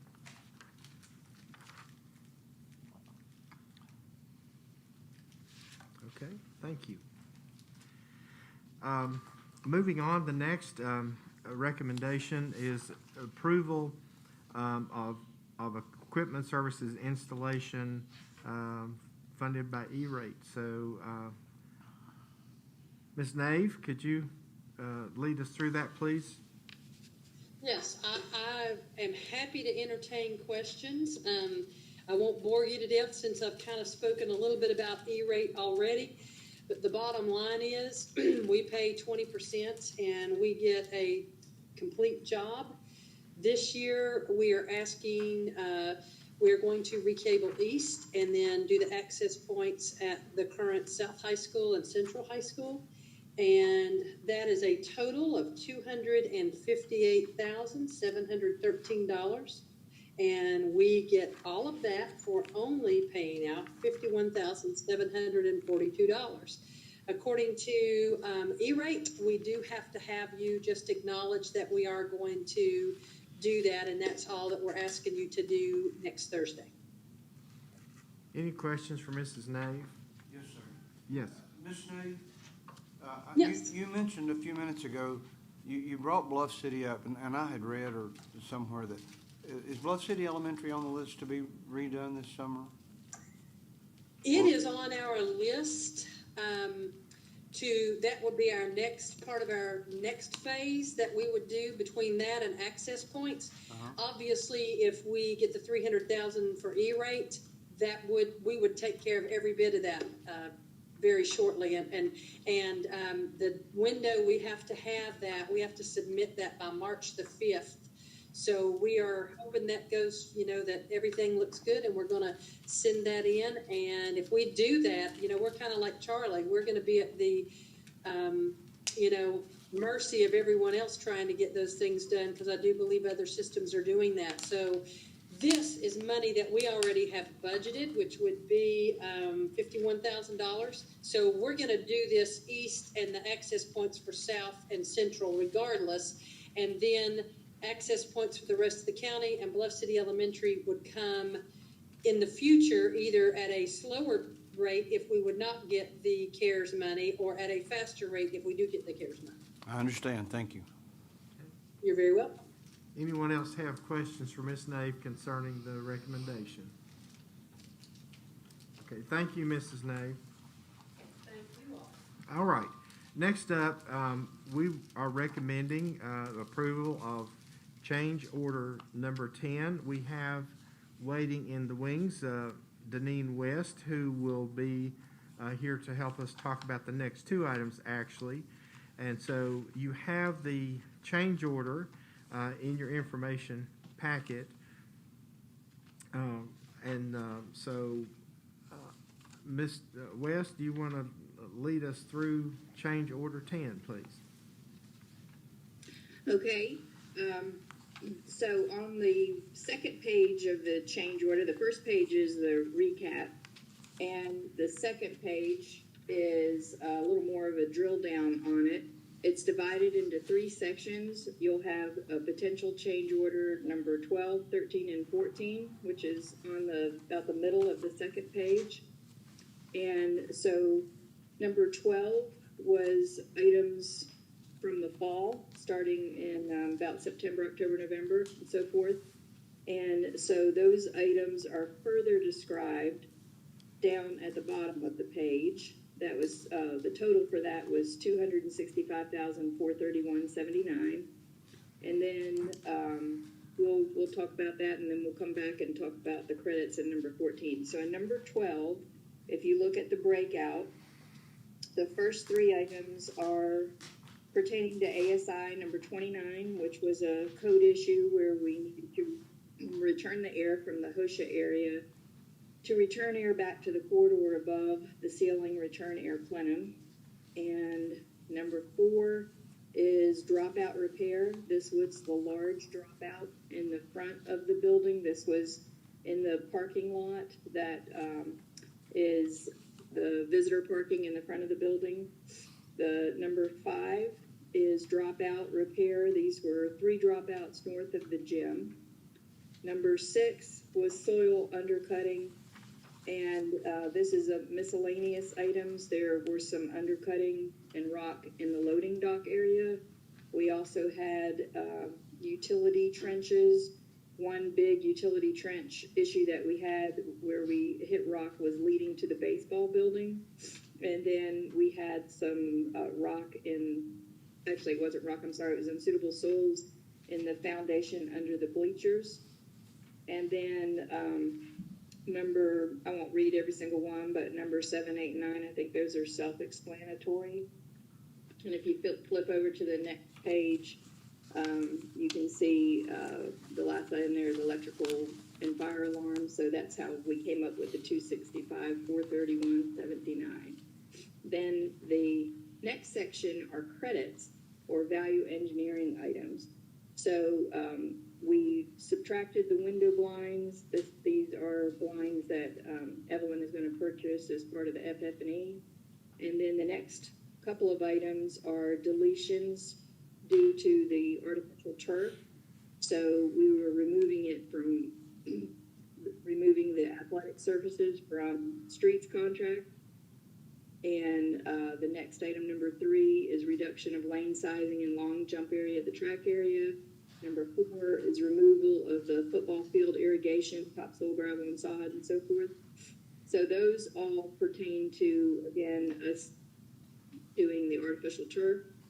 Number 5, this deals with a retention pond or detention pond at the front of the school. This is as you drive into the main entry. It's on your right-hand side. It's a credit here, but you're going to see we're going to have some ads down in the next section. And then number 6 was deduct credit for the removal of the shot put and discus. And so I know there was a question before about making sure that we're picking up everything that we're getting a credit for that is in the artificial turf bid, that these are all the credits, and there was some equipment that is originally in streets contract, and so that equipment will be provided to the athletic turf installer contractor, and they will be installed by that contractor. So provided by street now and installed by the artificial turf contractor. So that resulted in a credit of $519,729.23. The next section is more current. These are items that have happened in the winter of a little bit of December 2020 and then up to present day in 2021. So the first couple items are self-explanatory, I think. The item number 3, we were asked to get a quote on some fencing, but the schools decided that for this go-round, they're not going to take it. I think they're going to try to do that themselves. And then we also had some additional conduit, number 4, with stone to avoid the rock at the east corner. We did reroute some BPS trenching to try to avoid some large outcroppings of rock, and this is in the area where we have our soccer and our football practice field. Number 5 and number 6 are the front pond that we were talking about. We have one credit up at the top, but then we've had to add back. Basically what has happened is in that area where we were gonna have this detention pond, we had 2 ponds, and we had a construction dropout, a rather large one in that pond. So what we were doing is putting in an injection well, and the injection well is a large pipe that sits on top of the dropout. And so the object is you have to clean this water before it's allowed to go down into the subsurface. And so part of that remediation is you have to put in the bottom layer is rock, and then smaller rock, and then it gets to even smaller size and sand and a filter fabric. And so that's what that is for, items number 5 and 6. Then number 7, realigning storm drainage to try to avoid rock. Number 8, furnish material, equipment, and labor to extend storm drains in 68 locations. Number 9 is trench rock and unsuitables, and this is also mainly in the areas where we're doing trenches for different utilities like stormwater and water lines, electrical conduit, that kind of thing. And then items number 10 through 14, those all pertain to water heater relocations. We have 2 large water heaters that are located in the kitchen area.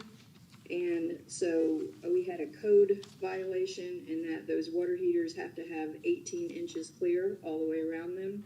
They were located in a janitor's closet, so they did not have that clearance, and the boiler inspector is making us relocate those. So we are relocating those to the ag lab and building a little room for those to sit in, and of course that room has to be fire rated as well. And then the very last page is just a recap again. So that potential change order. Number 14 is recap there for a total of $345,241.36. So then you can see if you take the net of all three of those added together, the net change order that we are requesting is $90,943.92.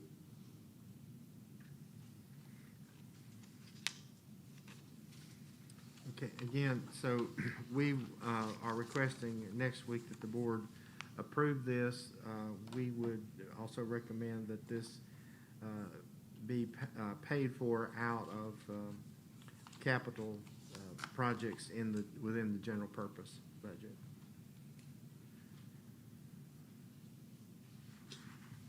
Since Ms. West is here, the question that Michael asked earlier, it would be good if she can tell us the same thing. Is there any more, are there any current dropouts that are still needing to be addressed? Is there any more rock moving that needs to be addressed, or do you think most of that has been completed now? Yes.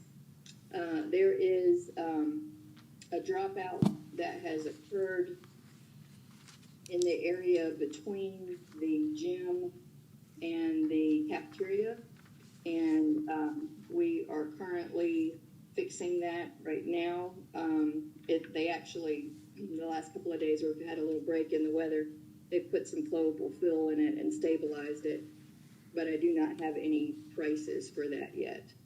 Is that common area, the grass area, or is that actually closer to the building? It will be grassed area eventually. Okay. Right now, Okay. it is of course mud, but the dropout occurred because we had some utility lines in that area, and it dropped out underneath those utility lines. So, like I said, they've already put the flowable fill and fixed it back. I don't think they're 100% done, but they've stabilized it. Then we also have some pinnacles in the practice soccer field, and so we probably won't be able to start any kind of grading work to be able to get the heavy equipment back in. Just kind of guessing maybe mid to late March. Just it really depends on the weather. You know, we've all talked about the rain event that's getting ready to happen. So what you have to do is after we have a big rain event like that, we have to wait for it to dry out enough to be able to bring the equipment back. So that's what we're hoping for. And then we also have some smaller little dropouts that are around the rock that we are looking at leaving in place to try to save money. And that rock is located between the soccer field and the football field. You can visibly see that. If you can actually see it if you can safely look if somebody else is driving when you're passing by on the interstate. But it is, at this point, we've decided to leave the rock in place and just rotate the football practice field slightly to try to avoid it. So that's what we have remaining. So there's no other planned. I mean, you can't plan for the dropouts. I understand that, but as far as anything else planned, is it all pretty much the trench rock, all of the rock moving? Is all that completed now then? No, it's not all completed quite yet. Whenever we left the site, I believe it was towards the end of October, there were some things that still needed to be completed, but at that point, and this is the same thing that happened the year before, that typically from about mid-October to about mid-March, there's really very little activity. There's no heavy soils removal grading going on in that period of time. So that what we have left is just a little bit where we have the band practice field. We have to level that off a little bit more. And then we have a little bit out by the far outfield of the baseball field. And then we also have a little bit on the football practice field. Thank you. Any other comments or questions concerning change order number 10? Okay, again, we will have this on the agenda and request your approval. Next is the Sullivan East High School track, and if you'll recall, the board did approve the bids for the turf, and when it came to the track, you also authorized an expenditure up to $400,000 that the executive committee could approve for the replacement of the asphalt at the Sullivan East track. So we have worked on that. We did get a price on that.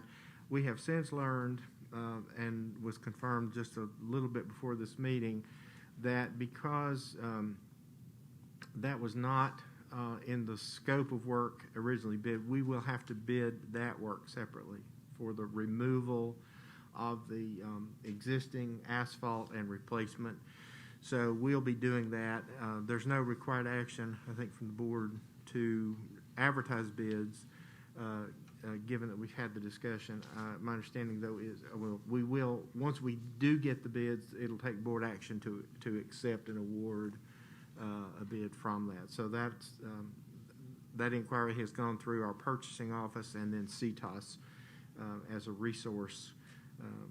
So that, again, we just got that communication. But and that does not affect our turf installation? No, it doesn't. It's separate. So do you have any questions about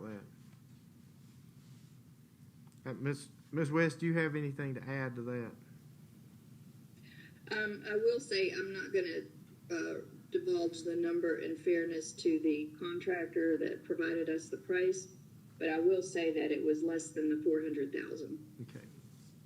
Yeah. Okay. All right. If there aren't any questions about those two items, Ms. West, we thank you for being with us tonight. You're welcome to stay on for the rest of the meeting, but if you need to go, you certainly are welcome to do so. All right. Thank you very much. All right. Next on the agenda, Mr. Iverson had asked to put this next item on, so I'm going to turn it to him.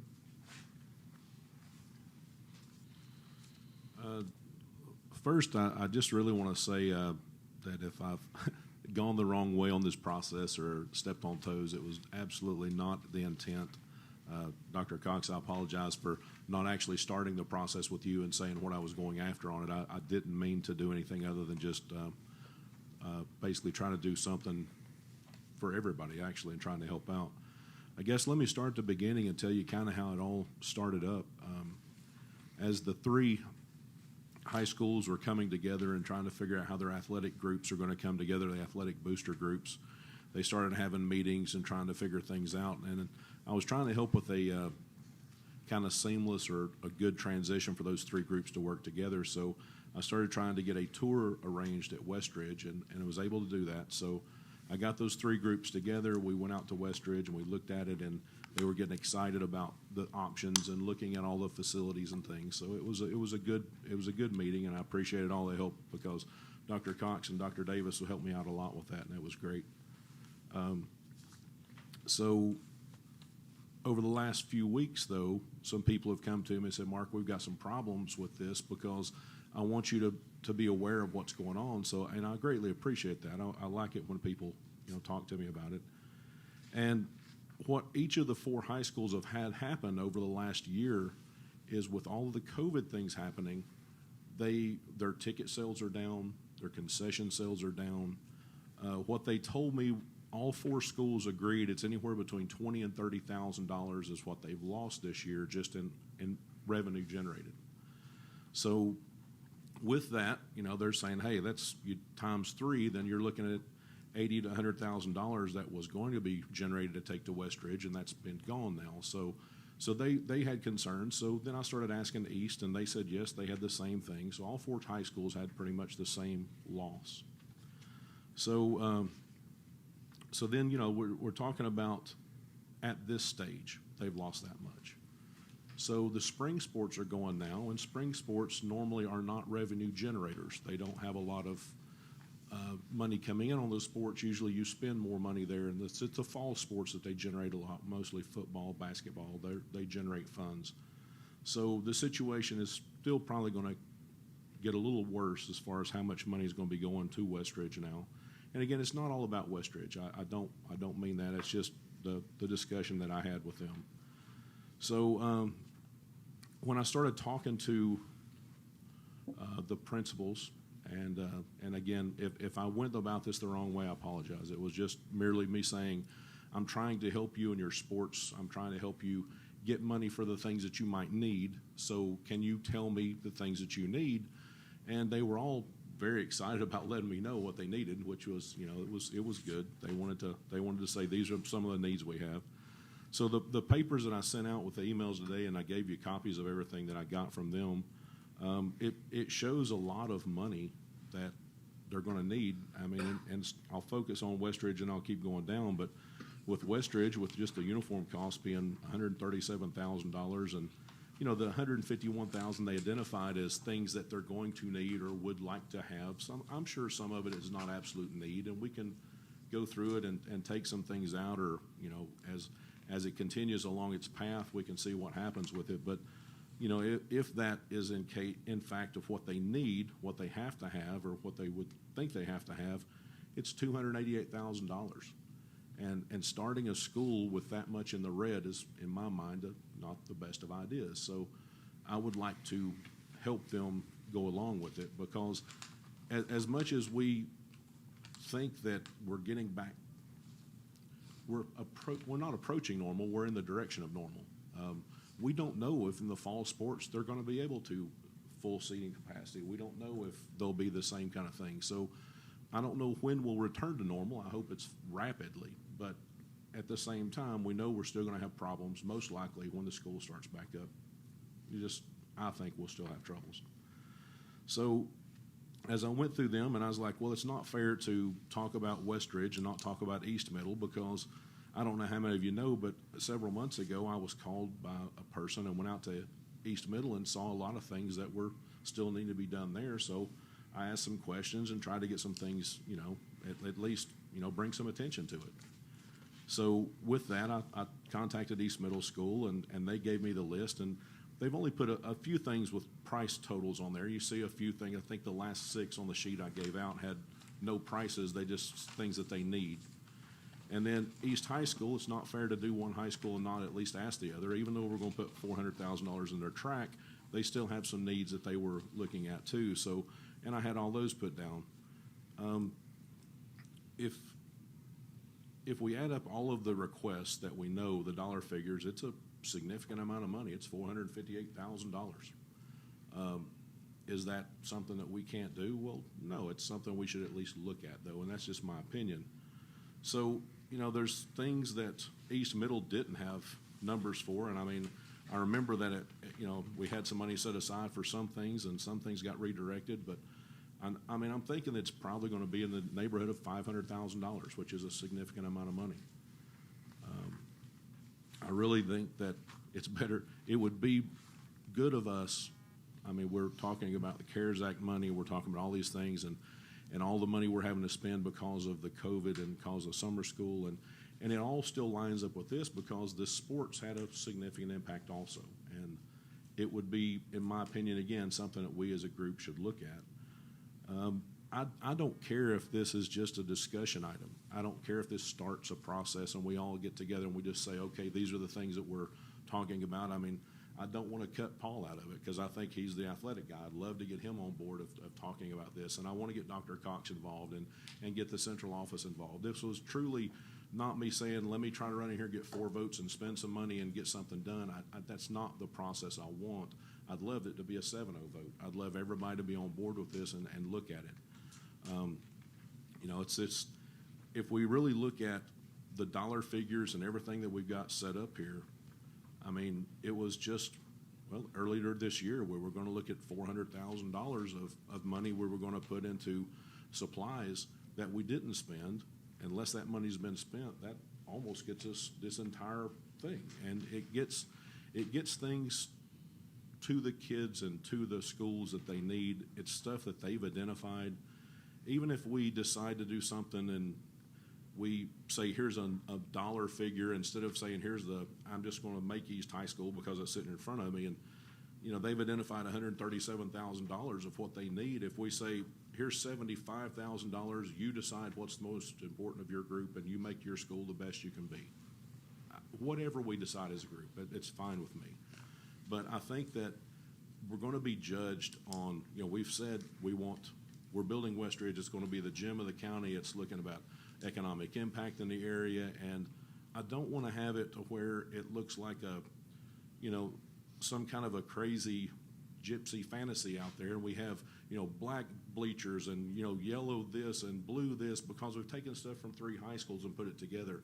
I think we really need to look at the fact of that school is going to be fantastic and it's going to be, built well, but we got to look at the other part too. We knew it was going to be coming to these. So, again, I've been asked for years to get on board and try to support it, and I really am. And that was the main goal of trying to go through this. And I don't mind us going along and saying, let's look at it maybe part of these could be budget items, but I'm really thinking that part of this can't be budget items because, we can't sit here and wait until September for the budget to pass, and then we wait till, the school's already open by then. So there's things that we need to make sure that we can at least get, in my opinion, again, started and look at. So the 3 things that people brought up other questions about, and I'm sorry I'm going so long on this, but it's just, something that I have the majority of the information I'm just going to try to give everybody. And somebody said, what about the needs of the band? So, very valid point. So let's look at that. And I started asking some of the groups, and they basically said that the band wears what they call bibbers. It's those bibbed overalls. And said every year they get a new shirt, but it's a screen printed shirt. And they decide on that. They're trying to go towards like the Dobbins-Bennett thing, and I think Tennessee High does it too, and Science Hill does it too, where they decide every year we're going to get a different kind of shirt, different color shirt for whatever events we're looking at. Whatever we're making, this is going to be our band events and our band, it's all based on that color theme of what their themes and events are going to be. And those cost about $60 each, but they say that the band normally is able to generate that kind of money, and it's an every year thing, and they know it's coming. And I'm not saying it's something they don't need, but it's something that they said they've planned for. The other question people said, what about the Central and Sullivan Heights middle schools? It's a very valid point. I didn't put them in this because I don't think at this point they're going to know what they need. I think by the time that they come together next year, they might come out and say, these are the things that we need, this is where we need help. But I did not put them in this, and it may be something that we want to do whenever central office gets involved and we start asking questions. And again, just the last thing was can we wait for, the budget thing? And it's just my opinion, but we've had Sullivan East Middle School open for a year and a half, and there's still a lot of things out there that need to be taken care of. And I'm thinking with West Ridge being such a much, much bigger project, at least 3 times money size, we're going to have that many things or more. And I just would like to get these schools in a position to where they can say, let me worry about concession stands and ticket sales and then get the things that we don't even know we need now. Because I'm imagining there are going to be 3 times as many things that pop up later on. So that was my whole goal, is just to get a conversation started. I truly don't care how long this process takes, except for, the things that need to be purchased. They have to buy uniforms now for the high school to have them in the fall. So there are things that they're having to look at, having to spend. Some of the money is able to come over from the consolidated athletic boosters, but it's going to be very challenging. This year is going to be very challenging. So that's pretty much all I have to say. I'll answer any questions that you guys have if I have the information. But from here, I just want to say I'd love us all to be involved with it. I don't care who leads this or carries the ball. I don't really care. I'd love to see this happen. So. I think there's lots of needs out there. My comments, it needs to come through Dr. Cox and central office, because that's the way our chain of command works. And I think it's crucial that we find out what those needs are. We're hearing things that you're saying, and even during the meeting tonight, I've gotten a text from the executive committee of the West Ridge Booster Clubs, asking if they can get involved. And I think the answer is yes, but I think that they need to get involved for Dr. Cox down so we can get the big picture. What we don't need here is a patchwork quilt type of work done, and the squeaky wheel gets the grease. I mean, looking at what you have here, there's a few things on there that has nothing to do with athletics. It's things that aren't needs. I mean, it'd be wants. I'm not talking about Westridge. It was one of the others. So we need to see what the total picture is, and I'm the one to ask about the question about the band, because I think that's a real biggie, and I've dealt with band boosters before, and I mean that's one that we really have a challenge for. I agree with you. We need to be together as a team on this, but I want to give you an illustration of how trying to fix one problem created another one, and we created the problem. Just last month or month before last, we voted to raise substitute teacher pay to $100, didn't we? We thought that was a great thing. I thought it was a great thing. What kind of problem could you create by raising substitute teacher pay to $100 a day? Making more than the staff's making. They're making more than teacher assistants are making, and I don't know if any of you have had concerns about that, but it's more than people have been our 10 years making. But trying to fix one problem, we quickly created another problem, and I'm not saying I regret doing that. The substitutes need the money. But we've got to make sure that when we're dealing with this athletic issue here, that we look at the total picture. And I do think that timing is of the essence. I don't think it's something that needs to drag along too far. And I'd never thought about how much money they had lost during this season until, you mentioned that. And I think it's important that Dr. Cox or a committee formed by him or someone, start working immediately on trying to see what we can do, and working with some of the executive members of the booster clubs at East and at Westridge. And we won't be able to do everything at one time probably, but we need to find out if there's other needs in the school too that we haven't addressed, because I'm sure if we start talking about what do you need, some of the elementary schools are going to say, we need this and we need that, and it might be right. So let's see what our needs are related to some of these things that we've lost because of COVID and because of consolidation of schools, and try to come up with those. And Paul may need to be on that committee because he's the athletic committee, and like we did the salary equalization study committee, I mean, we met intensely for a while there. We haven't met recently because we're working on budget, but everyone needs to be involved, but the leader needs to be, whether it's Dr. Cox or someone he appoints from here, needs to be the person that they can call and say, this is what we're dealing with, and not one of us asking for other things. But I totally agree with what you're saying, that we need to be a team on it, and we don't need a 4-3 vote or a 5-2 vote or a 3-4 vote, whatever it might be, because our kids are going to be the ones that suffer if we don't come together as a team and try to do these things. But the three members, well, I say three, I mean, I know it was North and Central and South that just sent me a text and said, what can you do to help? And first we've got to figure out what all the needs are there, and not necessarily the wants. Some of the things on here, you'd have to say they're wants.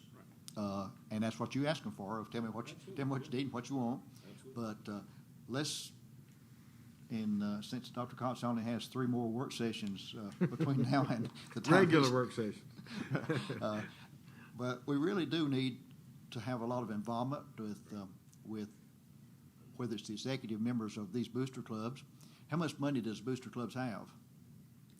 You don't know, because that money is not audited by the school system. It's separate from the school system. How much money does each school have in their budget at the high school? And I've got that information. I have some of it, but I'm not going to tell you I fully understand all of it, because some of it rolls into different accounts at the end of the school year. I mean, there's athletic accounts, there's football accounts, there's baseball accounts, and Dr. Rouse and I know at the high school we had all the different ones. So we need those facts. Dr. Cox needs those facts more than we do to see what they have that they can help with. Is this a joint effort that we can go together with the booster clubs on and try to help out with what their needs are? But I think there's some things we can do, or hope we can, and if some of it's part of the budget process, I don't know that our odds of going to asking county commission to approve fund balance for some of this would be great, but it might be better now than it was in the past. But I got high confidence I can get it done. Well, then how about getting us that $6 million for the access roads? So, but I'm serious that it needs to be a team effort, and that's what I would encourage all of us to do. And I know it puts the monkey on Dr. Cox's back here, but it's something that we need to see what needs. If they were counting on, you said $80,000 that they've lost this year, the 4 high schools. If they were counting on that, then we need to see what we can do to help out if they've lost that. But I can assure you that since 2016, most of the high school principals knew, the 3 high school principals knew that we were going to be consolidating, and they were planning for trying to use some of the athletic money. Now, they knew that, so I know there has to be some money set aside for that. So we need to see what those needs are, but we don't need to leave the other schools out either of needs that might be in existence that we don't even know about. So let's look at the whole big picture.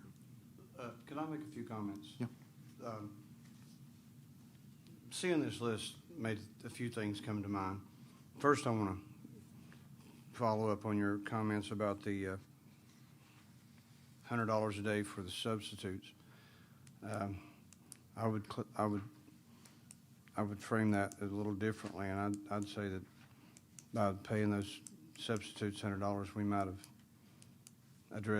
have highlighted another problem that we pay our assistants too little. I totally agree with you. Yeah, and I know you would. And in many cases, I know in some cases that we've actually used our assistants as subs. So and we paid them at teacher assistant pay. That's right, and that has been brought to my attention. Those are things that we can still fix and should fix. Getting to these lists, I'm glad actually to see it, because some of the things that I see here I've seen before. The drainage issue at East is an issue we've been talking about now for 3 or 4 years. It's the baseball field. We had that money put aside one time to fix it, and because we didn't get to do it because the weather or whatever didn't cooperate, we had to use it somewhere else, and we still hadn't got that done. And also, if I'm not mistaken, the baseball coach, when they approached him at that time, didn't want it done because it was during summer sessions. That's true. It wasn't season, but it was during summer sessions. So this is a point for us to get people on board as a team. When you're asking for something that costs this kind of money, and you got, I think it's a highway commissioner that was going to do the work, and they stepped up and was going to do it, but it wasn't a good timing for him.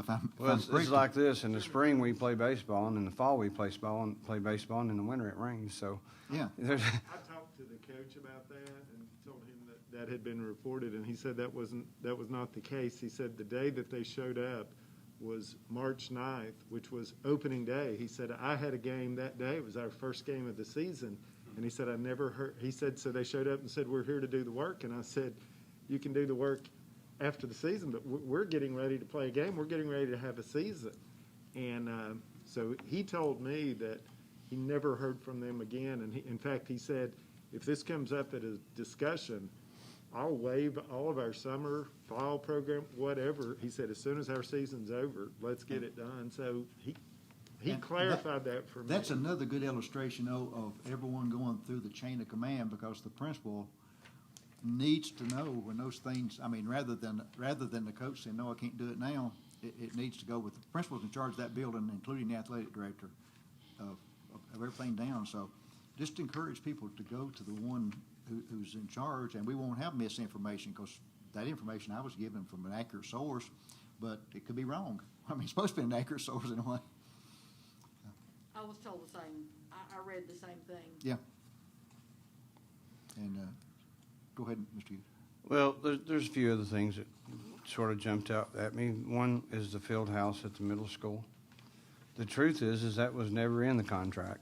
Right. That was something that we had set aside money for, and please don't hold me to it, but I believe it was $40,000, and our people were going to do the work. Now, I don't know if that money's still sitting there, or whether we've had to use it somewhere else. I hadn't looked, but I guess really, we can sit here and bark at each other and point fingers, but the truth is we're strapped for money.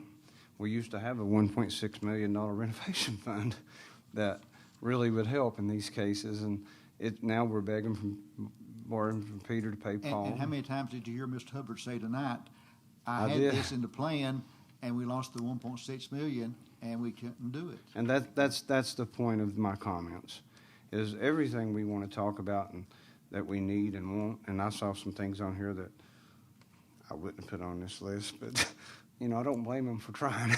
But really, when it all boils down to, is we're all everybody fighting for the same dollars, and I think everybody's doing the best they can. We fail. We have to get that middle school ready for softball and some things. We've got some things we could do better at. But really, when you've had every penny, not half of it, but every penny of your renovation money taken away, well, that really limits what you can do. And you can blame anybody you want, but at the end of the day, about every other system has a fund for that. They're not having to scratch and find ways to pay for it, I really kind of appreciated seeing some of this, because after hearing Mr. Hubbard talk tonight, I think I heard him say 1.5 3 times. It's actually 1.625, but when I saw this list, I kept thinking, that 1.6 would really do everything here, wouldn't it? Mm-hmm. And we've only had that missing now for a year, a budget or so, and we're about to exhaust everything. We had a big discussion one night, Mr. Iverson. Remember that we had a little bit left in it. We're about to spend every bit of that, if we hadn't already. What are we going to do going forward? How are we going to pay for these type things? That's something that we really need to think about. Even if we took care of all this tonight here, what are we going to do for the next 20 years? How are we going to maintain that turf, and how are we going to maintain the baseball fields? And so I just didn't want the point to be missed here that everything we're looking at here is renovation. Everything we're looking here is routine annual upkeep that everybody has to bank on.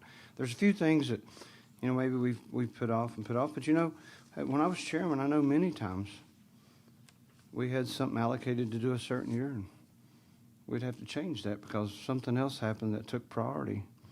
And if you think it was hard when we had some renovation money to work with, it's really going to get hard going forward. And we don't have the money now. I mean, when the roof came off at Kettering, we had the money that we could, move it from one item, and that may have been where one of the buildings went to. But you could move it because it was there. But we're down now where we don't really have that much left in capital. Now, we got it in the fund balance, and that becomes, that's our savings account, and it becomes how do you use it? And but I think this has pointed out some other things too. When you look at this, you see some things on there that you might disagree with. And I thought they had a new lawnmower at Sullivan East Middle School. I saw the same thing. I'm told they had a new lawnmower, and I don't know. But we put a caretaker. That's not a good word for it, but we put groundskeeper at East Middle. I mean, that was the purpose. And we've gotten a budget for one to be at Westridge, I believe, don't we? The plan was to have one dedicated to those schools so they could actually take care of some real needs there. And I think the one at East Middle was going to help East High School too, if I'm not mistaken, but I'm not 100% sure of that. But that was part of an overall plan. We've got to make sure that when we start doing budgets that we don't start cutting positions like that and saying, hey, that's a place we can save some money. That's what's happened over the years. We've cut things out that we need, and that's why we got in a bind on substitute teachers, and that's why we're in a bind on teacher aides pay, assistants pay, and things of that nature. We can't keep cutting because they suffer, our kids suffer. And so let's not pick this apart with the negative things on it. Let's look at it as a positive thing, but put it back where it belongs with, in my opinion, with the principals and the superintendent, where they can see what the needs are. And Mr. Chairman, would it be, and Mr. Iverson, this is your project, would it be something to think about, is to maybe have Mr. Robinson's committee to take what you've done and I maybe you know, maybe you could work with them and narrow down what's wishes and what's absolute has to haves. And, you know, I'd also like to point out another good point Mr. Iverson made, and that I don't think we fully appreciate, especially, I think we've lost a lot of gate revenue this past year, and we don't know what gate revenue is going to be next year. And I think everybody here probably knows, but I'm going to say it anyway. When the new high school opens, the first year, and you guys can help me out here, but the first year's gate revenues is really going to be to pay for the uniforms they're wearing right then while they're playing. So we're dependent upon that. Yeah, we're dependent on, you know, and that's just a tough position to start out in. That's something that bothers me. While I think that there's something here we can do, I don't think we can do $500,000. But there's some things here maybe that committee was to come back and you guys make some priorities and say, you know, these are things we got to do now. And if it's something that makes sense, and maybe the board, but does that make sense to everyone? And it needs to be things that are identified for purpose. To give somebody control, we end up with misinformation then that, well, they got money for this. That's like the lawnmower. I don't know if they actually had a new lawnmower or not. But if that's part of the plan that comes through, somebody buys uniforms, that's what the money goes for, not to give somebody else control. Because when you change leadership from one to another, sometimes they have a tendency to take it and use it for something else. So if this group wants it spent for something, we need to specify that in a line item. And I would encourage you to see what the schools have right now, money-wise, and to see if there's a partnership that you can do. Because if they take ownership, if the players take ownership, if the coaches take ownership, and we take ownership, we can't be beat. We can do some good things if we will. And there are money. I mean, at one time I was helping. We were tracking, and I got an idea of what was there, and we had some people watching it to make sure it didn't get, you know, frittered away. And so there are some there, but I still would not be opposed to looking at it, some specific help that, like you said, that we designate. I don't like the idea of saying, after thinking about it, and after seeing this list, saying you decide. I think if we're going to do anything, we need to say that's where it goes. And this is just me, but I like to do things that if I spend money, it's something I can, you know, big and I can touch and means something to a program, not spread it out to where a lot of money don't mean much. I like to, if what we spend, I'd like to put in places that mean a lot, and it can accomplish a lot. But if it's okay, couldn't Mr. Robinson's committee work with Mark and the director and come back to us with a report of something that make? I think it'd be great if they do a committee. Now, if they do two on a committee, you got to just announce it, and if I mean. As long as we announce it, it don't matter. Whatever we want to do is fine. I just wanted to, and I'm glad that we got this conversation. No, it's whatever we want to do, not you all. I mean, it's. Well, I'm just. Yeah, I understand. But I mean, the good part about it is, I mean, I think it's a need that I didn't realize was a need until it was brought to me, and I started asking the questions and got that information, and I got it to you basically as quick as I got it. I sent it out to you guys because I wanted you all to look at it unfiltered. Also, I wanted you to see, you know, some of the things that you know, are pointed out as, well, maybe that's not a necessity, it's a nicety, you know, things that maybe aren't really needs, but that's okay. I mean, they sent us a list, we'll look at the list, and I think that just start the process. But let's not leave other schools out that may have needs too. I mean, I think. No, I agree. That's a good point. We shouldn't limit it to what we have here. Yes. It should be, if there's other things, Mr. Robinson, that you see that's not here, that's not included. I guess my big thing would be the scoreboard for the softball and baseball field at East Middle. Do we have them coming? No. I know we don't pay for them, but we're really going to send a softball and baseball team out there to a brand new middle school, and they're not going to have a scoreboard. So That's pretty bad. The things I wanted to bring to attention. Yeah, So and I had been contacted, also like Mark had, but I was waiting on some numbers and hadn't gotten them yet. But, I mean, at the East Middle School, the scoreboards really worry me because, I mean, to me, that's a slap in the face to these kids. They get a brand-new school, and they got to walk out there and play baseball and softball in a field that don't have a scoreboard. It's not done.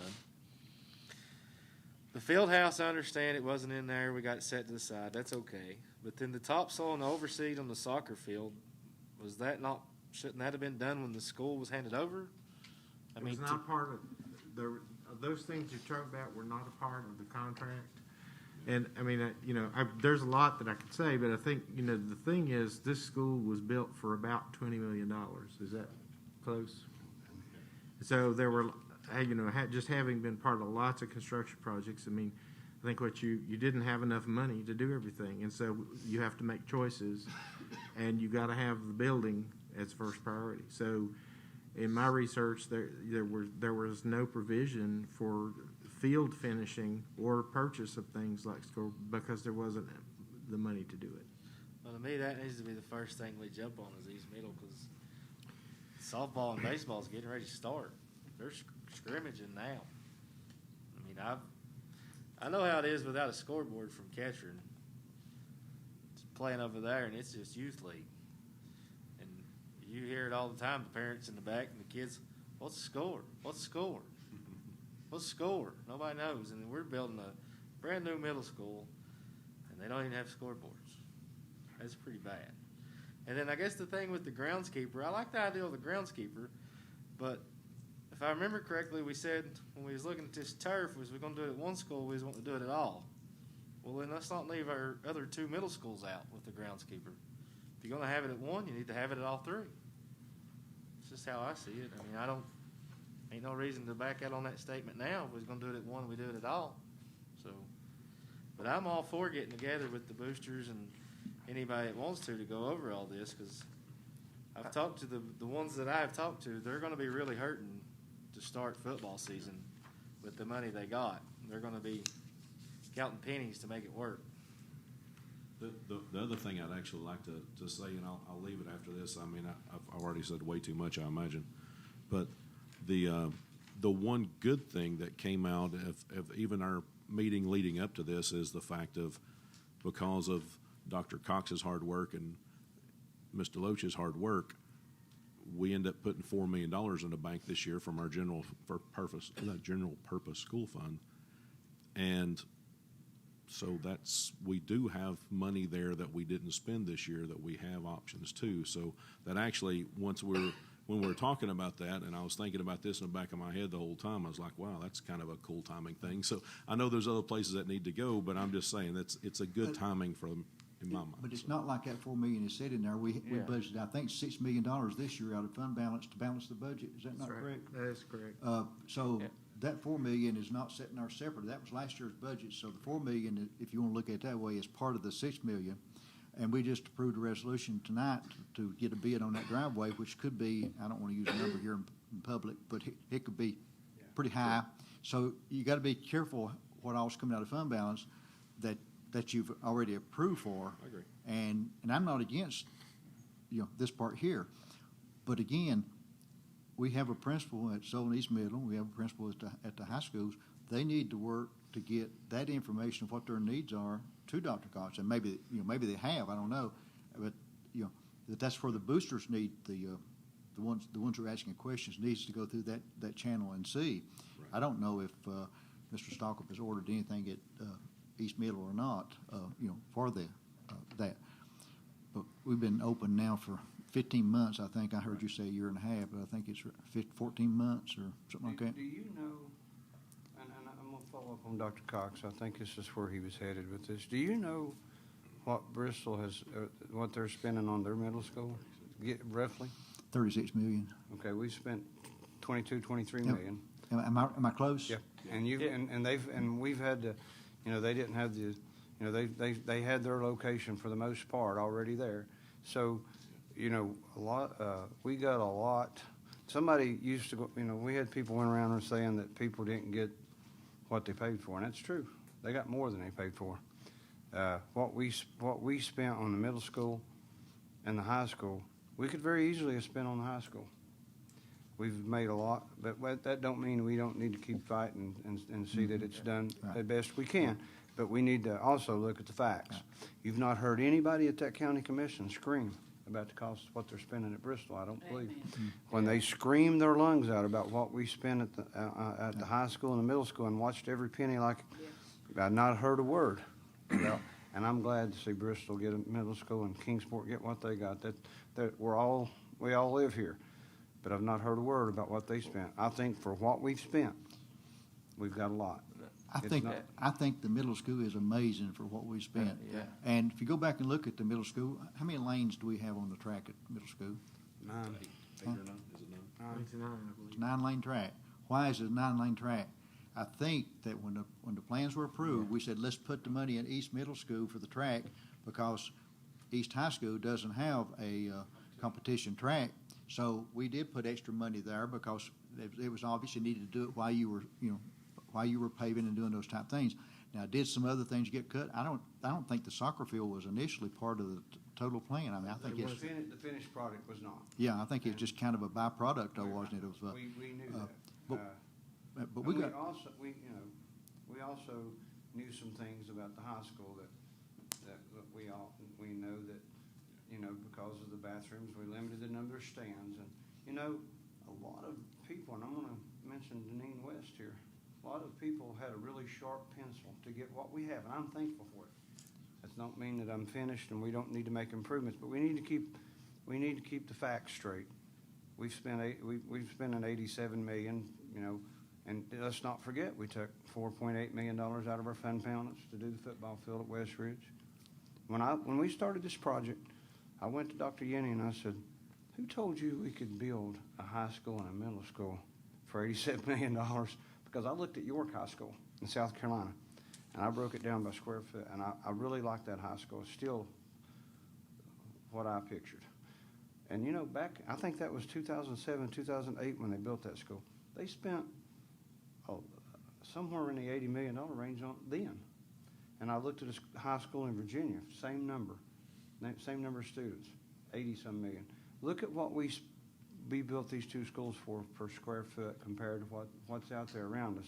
So, we got a lot to do, but we have a lot. There's a lot of things went right as well. We've only in my mind, there's only one place in the project that we really didn't do well as far as estimating. Everywhere else, we've exceeded expectations. We just did not have enough money. And Dr. Yenny's words to me that day were, Michael, it's going to be our last chance. We got to do the best we can, and we have. So for $87 million, we've got a lot. We've still got a lot to do. We got, actually, because of what you guys have done, we've got a budget that we do have some options, and we can do some things. But I think, and the reason I'm saying is I know most everybody in here knows this, but the people watching us, they don't keep up with the details. And sometimes I guess and it's my shortcoming more than anybody's, because I think everybody knows what I know. I think that the general population, I need to do a better job of putting the facts out, what really happened, how things, because they hear bits and pieces, but the truth is for $22, $23 million. I was at a ball game at Sullivan East Middle School, and the people from just down the road came in, and that's, Lord, how'd y'all do this? They loved it. In the end, it's going to be really nice, and we have some things yet to do, but let's not forget what we have done and how well we have done. Again, Deneen West really played a huge role. Evelyn played a huge role. They've had a really sharp pencil in all of this, and I think as many smart people as we have in this room, that we can come up with some ways to fix all the things we need to fix before school starts. And there will be things, when you build a new house, the year later, you're going to still be adding and improving. We won't have everything done. I don't care how much money we'd have had. There'd have been some things that we'll add this and we'll add that. But, and I'll tell you something, Mr. Robertson, I'll tell you what I have a dream. I have a dream to have a Megatron at Sullivan East and at West Ridge. That's something I can't wait to add, and when we get past the turf, and I'm going to start looking at ways to do those things too. So I just wanted to point out for the people who may be watching this, well, for for $20-some million, we've really got a nice product up there. A lot to do. We didn't spend, you give us 36 or 37, $38 million? I get what you're saying on what we got for the price. That's great. I get that. The school itself is great, but we didn't have a finished product when we turned our kids loose in there. And a year later, we still ain't completely done there. That's the only thing that aggravates me. I get you. I get what you're saying. We're going to get there. We are. But these 8th graders that's went through here, they're not going to come back to 8th grade. They're going to move on. But they came from a school that didn't have a track at all. Yeah. They came from a school that didn't have even a place to practice. So, I want to make every improvement we can. I'm going to fight to do it. But every child at that middle school is better off now than they were last year. And because people did have sharp pens and pencils, that's why we got $4 million last year. Just think what would have happened if it were back, I can remember 10, 15 years ago, at the end of the year, we were in serious trouble trying to find money. Like school nutrition, every year we had to take money out of general purpose. This is before my time, but we had to take money out of GP, if I'm not mistaken, to help the school nutrition out. And we had to count on that. And we've made some progress in our budgeting, and I think we've done well with it. We need to remember that $140 million that we keep talking about as a bond issue that was sold, it didn't just build 2 schools, it built 4 schools. Mm-hmm. Vance, or Bristol, Tennessee Middle School, I guess is the new name. It's going to build most of it, not all of it. It built the whole front of DB, I think, for the tune of about $22 million, if I remember correctly, of what that front cost. For $22 million, they've got the front of DB. For 20-some million, low millions, we got Sullivan East Middle School, and Sullivan East Middle School it's one of the most amazing middle schools I've ever seen. Part of it's because of where it's located with the view. I mean, I am continually impressed with that. You'll hear no one now that goes to that piece of property say we paid too much for it. If you look at the price we paid for that property adjusted for inflation, we paid as much for North. We've taken a huge step toward fixing our issues, and if we continue to do that, in a few years we're going to have all these projects. We're going to have these projects finished. We're going to be paying people much closer to what they deserve, and it's never going to be perfect. But I don't want the people watching to forget this. In 2015, we raised taxes, 27 cents. 3 cents of it was designated to renovation, of which if we had got and kept, we wouldn't have any of this discussion wouldn't even be happening if they had just done that. So when they passed the bond project, they raised taxes again. They raised taxes, but they took $1 million from Bristol. They took 2 from Kingsport, and they tried to take 4 from us. That's $7 million. The first projections on the price for the bond payment was 6.8, so they were going to make $200,000 and raise taxes. So there's a lot of things went on here that was out of our control. For what we've had and the hand we've had dealt, we've done really well. Give us back that $1.6 million in our budget, and we could do a lot of things. That's something, Mr. Jones, and I lose track of time. I think were we the only 2 left that were here, and I came in after you.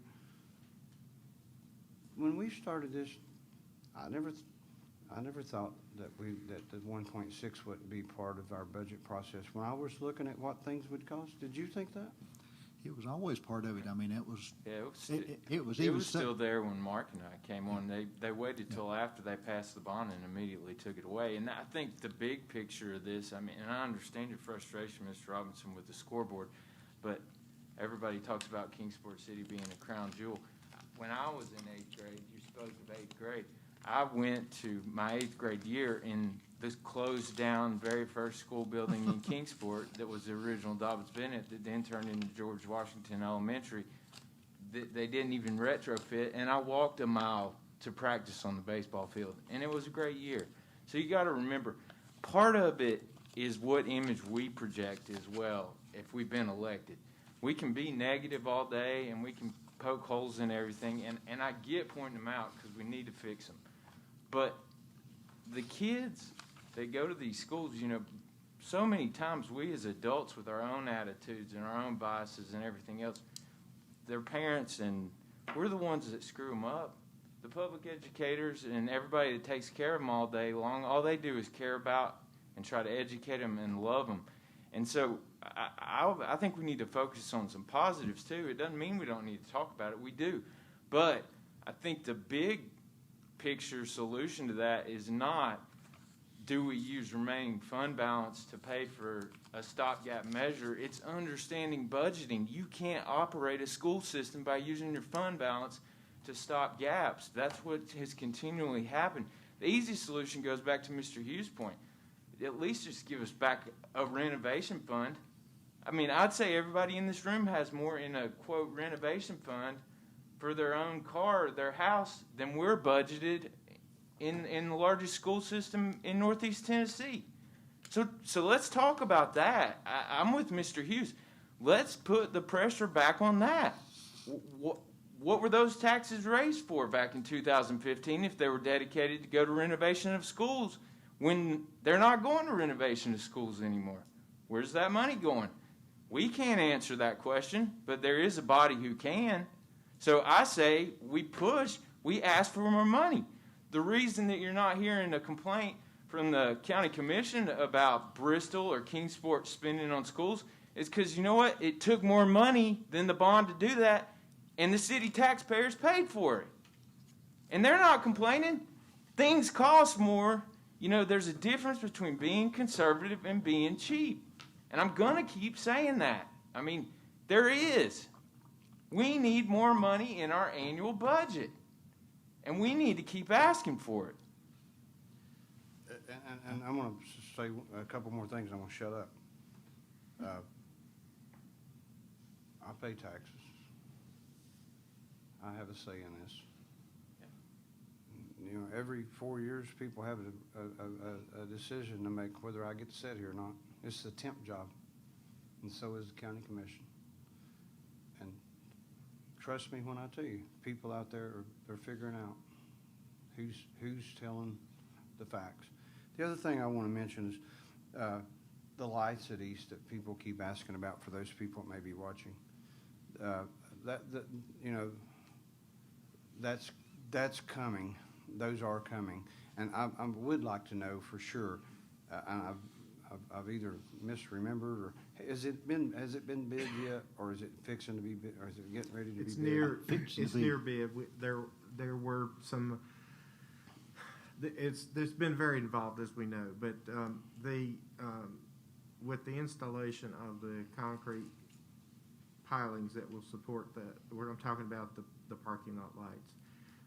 What is yet to be included in the information to put the bids on the street is the specifications for affixing the poles and also the wire service that goes to that. So I did speak today to Mr. Hubbard about that, and I think we're very close on that. I talked to a couple of parents, and I relayed to them the story. And if you're a parent or a taxpayer out there and you want to hear the specific story about what happened and why those lights aren't up, please feel free to call me. I won't get into all the details here, but I will say this.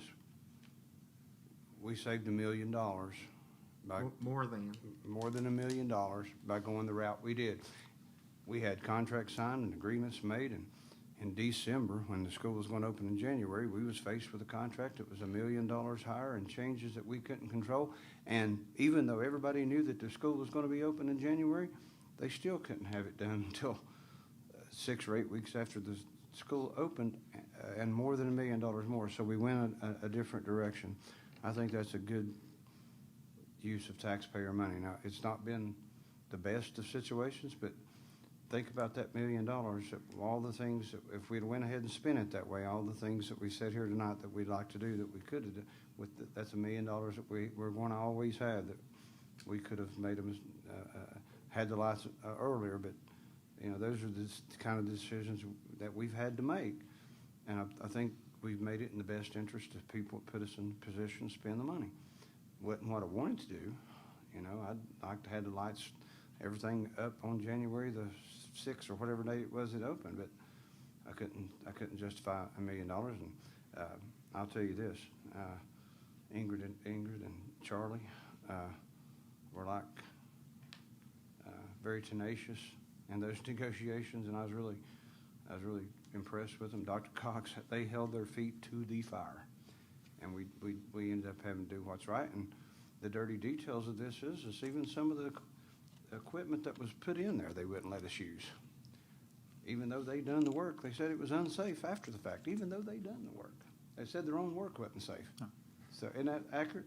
So anybody that wants to hear that whole story is welcome to call, but that's $1 million that we think's better spent by putting them up the way we are.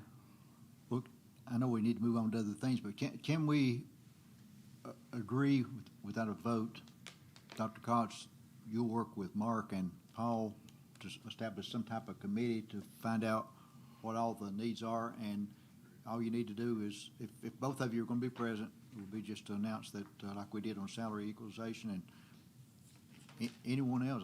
I think it's critical that we find a way to work through the chain and make sure that we find out what all those needs are. And, you know, Paul, May I say something, Mr. Jones? Yes. I'm delighted to help, with this work. And I don't want to belabor this. I think, a lot of good information has been shared and points made this evening. But this is a structural problem. And to Mr. Hughes' point, and Mr. Spivey, we didn't get where we are in short order. And we're probably not going to get out of it where we need to be in short order. You have a structural problem that needs to be addressed. And I would just say this, if you want me to be involved in this and help lead this work, I would just say that there is a lot of need that has accumulated over time in this district. I think it would be a mistake to limit the discussion to athletics. I'm not saying that it's not needed, but I'm telling you, there are needs in the fine arts department that need to be addressed. There are needs within the instructional program that we need. There are needs, not wants. And I know that's part of what we have to do is ferret out, what we can do. But we all know you can't spend money twice either. And so there's a lot of misinformation about fund balance. And, cash on hand in a bank account doesn't mean that you have it to spend. And so, I hear all the time, well, you have this much money or this many $1 million. Well, it's like in our home bank account, on payday, we probably have the most in our account, but we know we have to pay rent or mortgage and car payments and buy groceries. And what our bank account looks like on payday and the day before the next payday is two very different things. And so, my hat is off to the folks who have worked so hard for all of these years to be saving, to fund these things. And I'm going to tell you, and I've been a part of a lot of construction projects, it's a triumph that you've got two schools built on the budget that you did, and it wasn't enough. I'm just going to tell you. And so you've had to do a lot of things, and you don't have a lot of things that you need because you've had to make those kinds of choices. But this board can spend its fund balance however you want, but you got to realize when you access that money, you also have to have the commission's approval to do that. And so that's a part of this. And this will not be a quick kind of thing. I think we can prioritize it, but we have to know how much we can spend. But I promise you, when we involve everybody and we cast the net, then it's going to be an astounding number of need that is pent up. I think we start by looking at extracurricular needs. I'm going to call that word for a different reason. Extracurricular would include athletics, it would include band, and maybe theater, drama, whatever, and not get into the instructional part of it. If you would work that way with the principals to see what the needs are before you move forward. Because if we get into instructional, we'll be here for a long time trying to do things. No, I understand, but I'm just saying that, you know, there are a lot of activities that our kids participate in, and we have a lot of kids who are athletes who are also in fine arts programs. And Right. if you ask the principals and the fine arts folks, they're going to tell you things they need to. Dr. Rouse? Just a couple of things. First of all, I think we need to be very careful in this committee that we're assigning, because it could get so big that it can be overwhelming, and you won't really be able to accomplish what you're trying to accomplish. As a former principal, and I think Mr. Gilmore and Ms. Buckles would agree, if the department, if the Board of Education was even thinking about giving my school money, I'd want to be part of that, and part of that decision, because I'm the one that's there every day. I'm the one that's hearing everything every day. I'm the one that sees the need. And all of us can create a list, and this list that you have, Mr. Iverson, absolutely is a list that needs to be dealt with somehow, some way.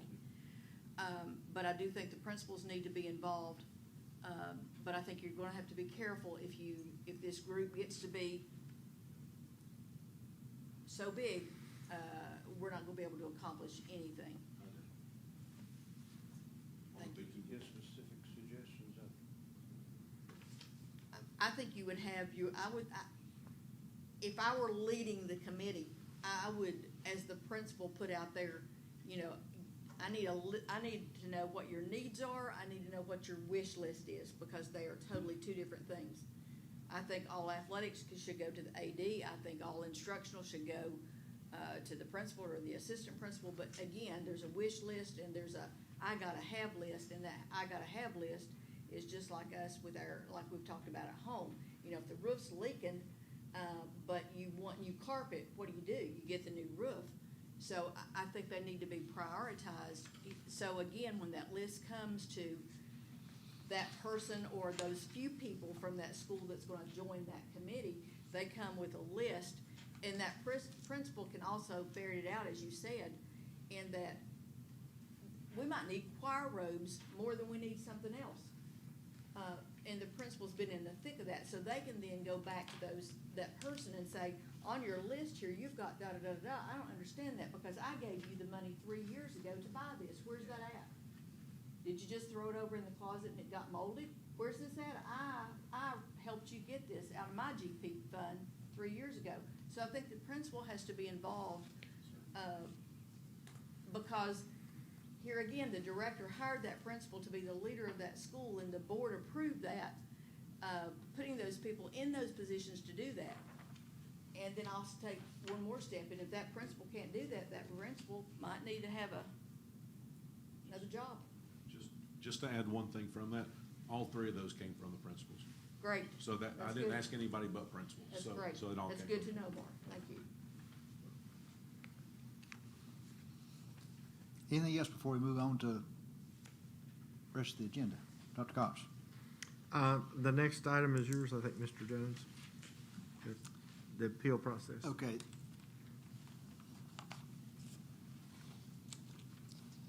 This next item will be new for all of us as far as the procedure. It's one I've never been through before of this nature. I've been through appeals, but this is a different one. And I'm going to give you a procedure that I have written out. You make changes in it. We'll talk about it here just in a minute.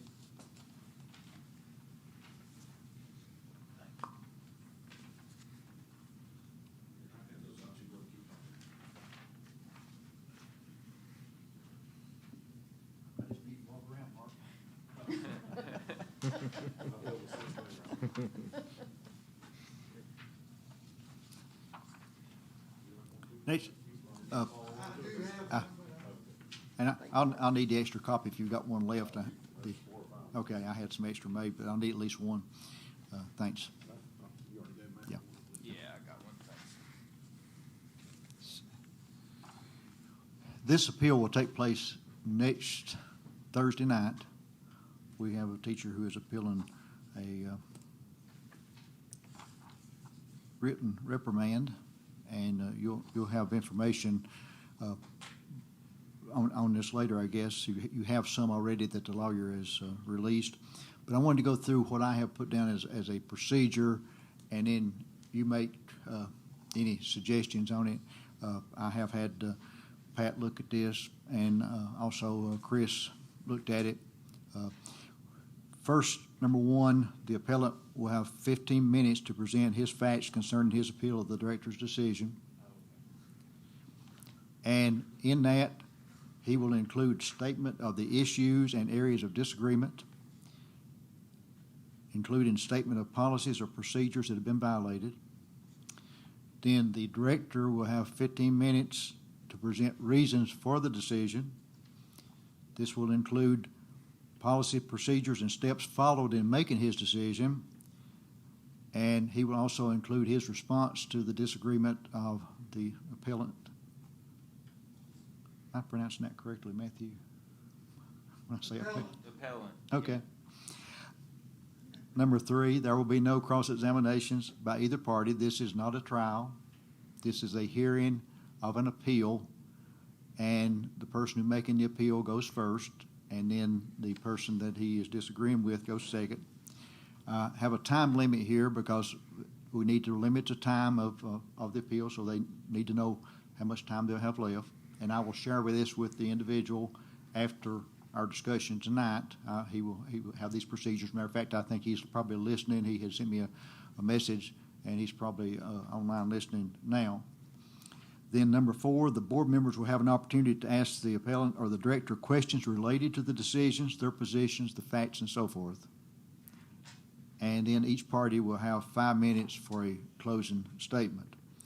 And then our deliberation has to be delivered back to him. I think it's 15 days. I need to go back and double check whether it's 15 or 30, but this is in our procedure. We can deliberate next Thursday night and make a decision then if we need to, or we can have a special call meeting and do the deliberation. The deliberation will have to be in public. This is a public hearing next week.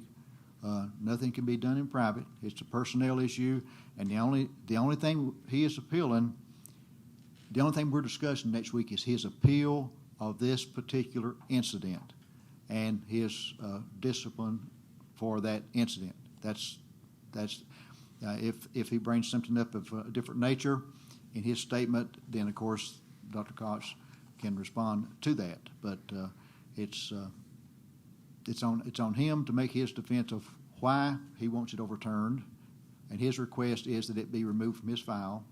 It's up to him to make that request, and it's up to him to give us facts, and then it's up to Dr. Cox to give us the steps that he followed and the facts that he has, and then it's up to us if we need to ask questions of the two. But they will not, Dr. Cox cannot cross-examine him, and he cannot cross-examine Dr. Cox.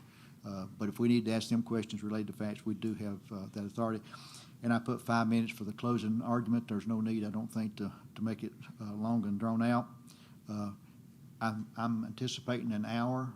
I figured 15 minutes for him, 15 minutes for Dr. Cox, and then we ask questions, 15 minutes, and then 10 minutes for the opening and closing statements. That's 55 minutes, I believe. And I'll change anything you want changed on this. I wanted to have some procedure to start with. Mr. Hughes. I got a couple questions. Okay. And you hit upon one of them. In number 4, you said BOE will have the opportunity to ask the appellate questions or the director questions. Should we submit those questions to be vetted beforehand? I have tried to make, my feeling is that this needs to be as open as possible. I have not looked at the details other than the letter that he received. That's the only information I have. Mr. Gilmore will not be hearing the appeal because he had seen the individual had sent some information initially, so he will have to recuse himself from that. And I don't have any more than you have. You may have more than I have as far as the details, but you are open to ask questions related to that particular incident. That leads to my next question. Okay. I understand we have the right to ask questions related to that specific incident, but what if claims are made by the director or by the appellant that opens the door into another area? Are we allowed to answer those questions and ask those questions? I will defer to Mr. Hull should that question come up. And I think Mr. Hull will be here, and I think if Mr. Hull, if we ask a question that we should not ask as legal representation, I think it would be wise for you to say that's not germane to this I could particular. give you an example of a question that's not pertaining to this case, and you could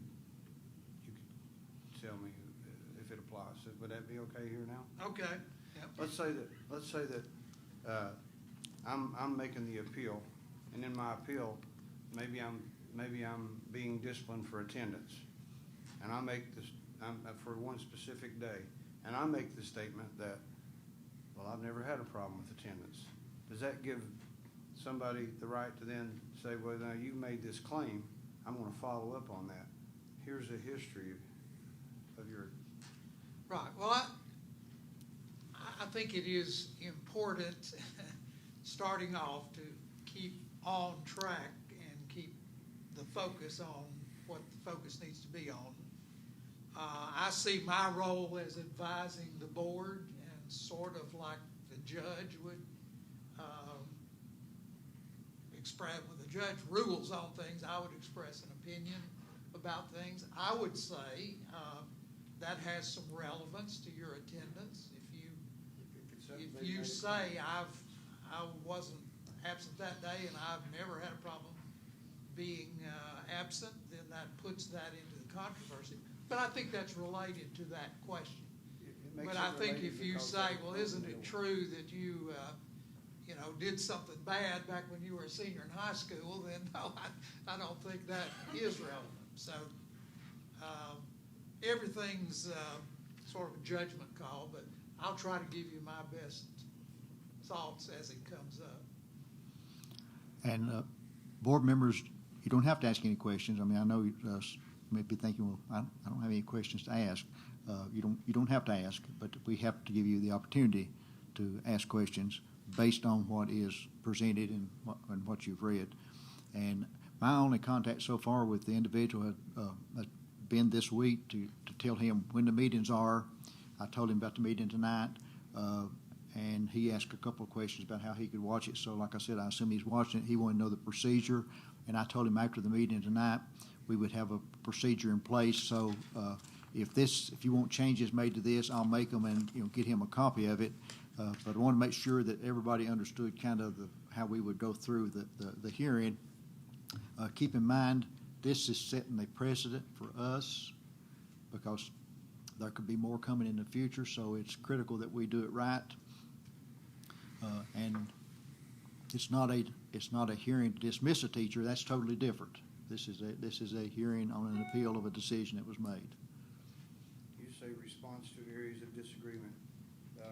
It looks like you're talking about the director, but does the appellant have the right to rebut as well? No. He's got 5 minutes to close after. His obligation is to give us in those first 15 minutes his reason for how he's appealing and what the problem is, and then he's got 5 minutes in at the end to kind of sum it up.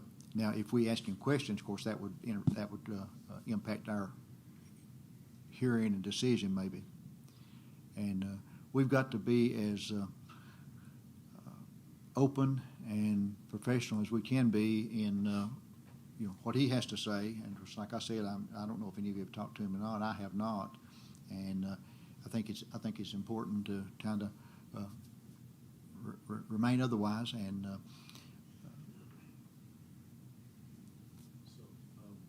so after, I agree with your timeline. It'll probably take about an hour, and after that happens, then we have 15 days to make our decision. Is the plan now for us to start a discussion amongst ourselves then, or to have another called meeting to have that part happen? I'll leave it up to you after the hearing. It may be so cut and dry that you say, I'm ready to make a decision, because I don't really know if you'll be ready or not. And and I have refrained from asking Dr. Cox any details of, of what this is. He shared with you the letter that the attorney said he could share, and that's pretty much the limit of. Yeah, I just wasn't sure the timeline. I mean, because I it's think going it's to be a 15 days. lengthy. It's in our procedure. I think I sent you a copy No, of it. I meant just, I'm talking the timeline of that meeting, because it'll be a, lengthy meeting and add the extra hour on it. Right. Just trying to figure out if in our minds we're thinking that we would stay there, or if If we and stay I there guess we're too, going to decide that night, Yeah. so that is the answer. if we stay there too long, you have to buy breakfast. Actually, stay here. Yeah, if we stay here too long. I would hope that for all entities that we could come to a decision at the board meeting next week. However, if anyone doesn't feel good at that moment to make that decision, then I think we could have a call meeting. Right. And, I would agree with that. I would hope that we'd make a decision then, and. I'm good with that. Yeah. I just like I said, just trying to plan in my head how things are Yeah, going to go. I just don't want to say, yes, we will, and then all of a sudden, we realize there's more information. Is there anything that you need from him that, ahead of time? I can't think of anything. I mean. Until I know what he's bringing, I don't know what. Okay. I've got one question, maybe Mr. Hall can help us with it, but if we already know that Mr. Gilmore is going to recuse himself, then we have 6 people, then what's the procedure if the vote is 3-3? See, that's what we think I about. thought about That's that. what we think about all the time. I think we're, I would look at it this way. We are a deliberative body. We follow Robert's Rules of Order, so I would think the action that we would take would either be to uphold it or not uphold it. But if we can't come to a decision, then it just stands. Okay. It is what it is. You have to have a majority vote for anything to pass, so unless it's if it's 3-3, it doesn't pass. Right. That would be my thing. Yeah, I Okay. agree. Okay. It stays the way it is. Yeah. I just wanted to clarify that. Thank you. And as you've noticed, I've not mentioned any names tonight, and I'm not going to mention any names. That's will come out when the time is right, I guess. Just to throw that one more thing out there, I absolutely like what Ms. Rouse says. I would like for us to sit back and say, unless we have a problem with it, just to stay the course and do what we need to do that night instead of dragging it out. I think for all parties involved, it would be better to just get it done. So I agree with you. So that'd be great. So okay. Yeah. I just didn't want to tie our hands to where we couldn't if we needed to make a change or something, but. Understood. Yeah. Well, there again, I think it sort of goes back to our board procedure. When all the talking's done, then someone would make a motion. I move that we do this, or we do that, or that we postpone our decision, and then the board would vote. I will say one thing to you. If it were to be to where we can't make a decision next Thursday night, I would encourage you to, I think I'm going to use the right word, to adjourn the meeting until a date certain, 5 days ahead, instead of, because if we adjourn the meeting, we've got to give so much notice, but if, I may be using the wrong word, but I think it's adjourned. In other words, we haven't. It's not to adjourn. Right. Yeah, you but can table it to a certain date. no, there's another word that. Recess the meeting. Recess the meeting. Okay, there you go. We can go into recess until 2 days later or whatever if we need to. And I hope we don't have to do that, but okay. We've got, and I will get that individual a copy of this then, unless you've got other suggestions. And like I said, I'm assuming that he's listening. And I've lost my agenda, Dr. Cox. Director search is the next. Yeah, I knew what was next, but I just hated to. Okay. Next item on the agenda is director search. I'm going to say one or two things, and then you all give me feedback what you want to do here. I think when you're looking for a new director, you got one of 4 options. You can go with TSBA for search. You can go with an independent organization like we did the last time for a search, and Mr. Hull researched that for us once before and got some prices on stuff of doing other companies. You can go with an interim. You can go with independent search, where we do our own. Those are the four options I think that we have, and it's open for discussion. And Dr. Cox, you're welcome to stay, or you're welcome to go, whichever one you want to. He told me if y'all want him to leave, he could. I'm going to leave it up to him. Okay. I'll leave it to you. Mr. Chairman? Yes. I have a suggestion. Okay. And anybody else can have one too. I think in the short term, we have the executive committee to go in search of an interim. I would ask that you go and talk to Evelyn Revlowski, the previous director, see if she would be willing to serve in an interim position, and her and Dr. Cox work together until June, and then if then we could maybe take some time to think and maybe either offer her a contract or choose from one of those four options. I don't have a preference outside of that.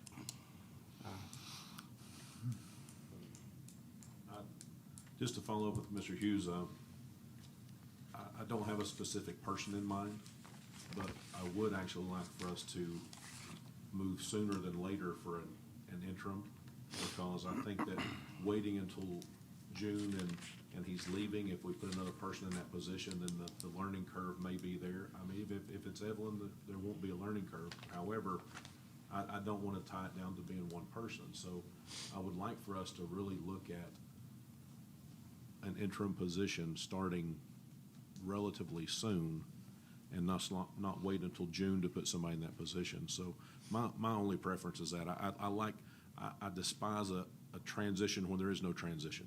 So I would rather have a transition time to where we say, this is where I'm at on these three things, and that I think our system will not miss a step that way. I just don't like that learning curve when somebody's not there. So that's my only input. I'm going to state the obvious. If Evelyn would do it, she knows the project, she knows the budget, she knows the system. She wouldn't be any learning curve. She would step right in and help us move forward. And this is a really tough time, and there's so much to do, including what we brought up tonight. That would be a good thing. Dr. Cox is spread thin as it is. That would be, her in the seat sooner than later, or she would be my suggestion, and she might say no. And if she does, that leaves us back to maybe finding an interim of somewhere else. But I would personally, for my part, I would like to see her get the first option. Dr. Rouse? I would just like to say that I think the interim is our only choice at this point. We got schools closing, we've got schools opening. I agree with Mr. Hughes in that we would be very fortunate if Mr. Rafalowski would even consider coming back for us for a little while. But I think all of us are aware of how Dr. Cox and Mr. Rafalowski have worked in tandem during his entire tenure over various things with the move and so forth. So I think that would be a natural transition. Mr. Iverson, as you were talking about, that would be a natural transition. So I as well would hope that could happen. I don't know that she's interested at all, but I would hope that she would be. But I think that would be just a good transition for Dr. Cox because we don't want him to be so burdened his last day that he can't even enjoy it. So I think that would just be great if we could do that. But I don't see us jumping into TSBA or a private or an independent search and still being able to come up with an effective, qualified person by June 30th, starting now even. So an interim would give us time to figure out what our long-term goal is going to be, how we're gonna go about it, and give us the time to find the right person for Sullivan County. It's just, the other, I mean, the one last thing, just along that same line, is that if we choose not to make that decision next Thursday, then it's gonna be April before we start this process, May before we get it approved. So, I mean, I agree with what you're saying, and I really just, I would like for us to think hard about that and get the ball rolling, because if not, it's already down to the thing. You're saying, have an answer by Thursday if Yes. she's interested? Yeah, I think by Thursday, we need to sit back and say that we need an interim. You know what, I could agree more. So, Mr. Chairman, if you would, I will talk with her and see if she has an interest and give you all an answer on Thursday night. And actually, I mean, I don't, and that's fine. I don't want to restrict it to that, though. I think that we as a group need to sit back and say, by Thursday, yes, we want to go and do an interim, and yes, we want to get them on board. And the who to right now, I'm not saying an individual person or a specific person, but whoever that person is, I would like for us to make the decision on Thursday that yes, we're going to do an interim, and yes, we want it to happen as soon as possible, because if not, it's going to take months Right. for it to happen. Well, if you decide to do an interim, and if she's not the one, then it's still going to take a long time to Oh, I agree. to do that. So, and I'm open to doing it either way. Like I said, it's if it's something that I'll be open to any other option after everyone says no. I'm wide open. Well- If she says no, but up until that, she's my, you know, have 1,000% confidence in her, and that's who I'm solidly, I don't know if you can tell or not, but I'm solidly behind her. Keep it well hidden.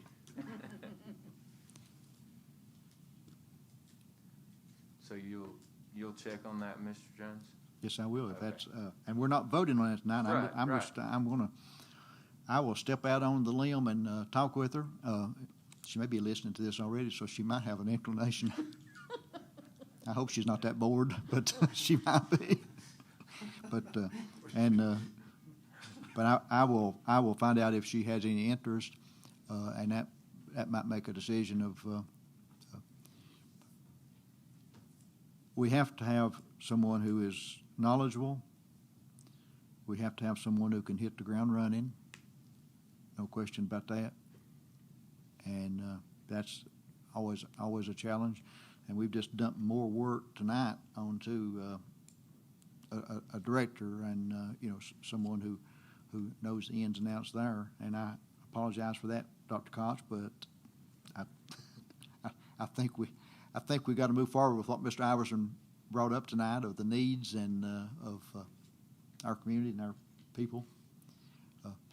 Other comments on the director's search? I've not heard from Mr. Gilmore and Mr. Robinson. Do you all, are you leaning in terms of an interim? Definitely have. I just don't think we have enough time, given, given the fact we're trying to open Westridge and transition in so many other areas. I just think an interim is the only other choice is to name me, and, Mr. Robinson. Be careful what you wish for. No way. The interim, I understand doing it. I'd like to make sure that there's nobody else in our main office that would be a good candidate for that before we automatically start naming names. Mm-hmm.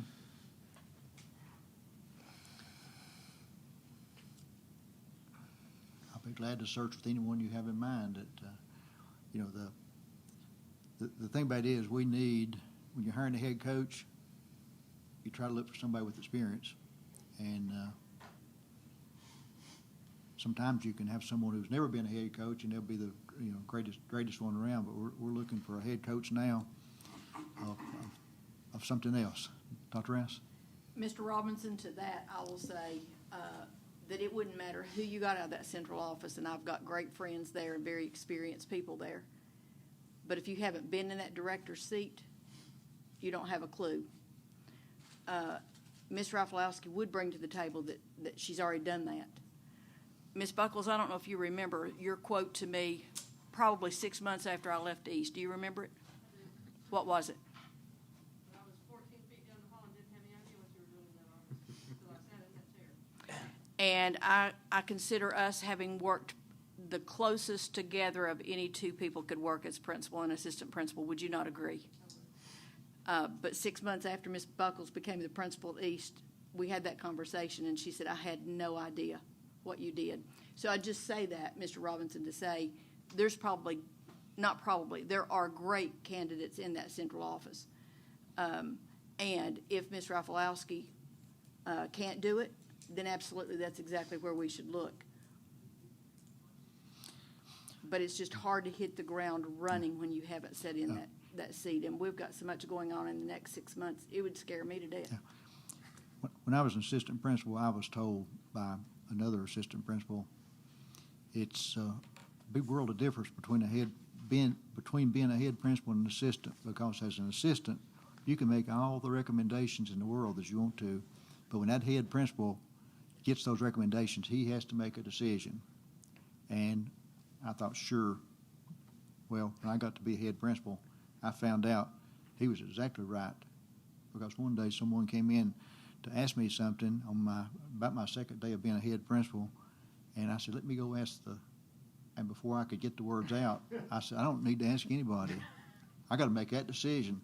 And it wasn't one I wanted to make at that particular time. I couldn't dump it off on anyone else.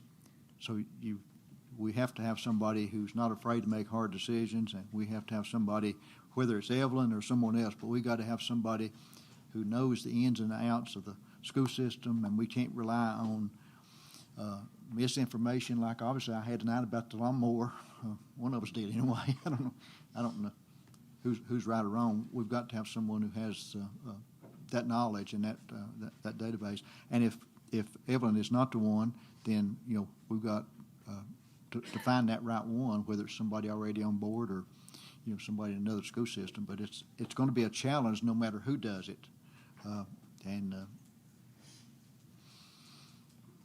Before we're totally done, and I'm not saying stop the conversation on that, but just don't want to let's give up. But could we possibly change G and H in their lineup on the thing? That way we're not hearing the appeal and then still have things to go with the agenda.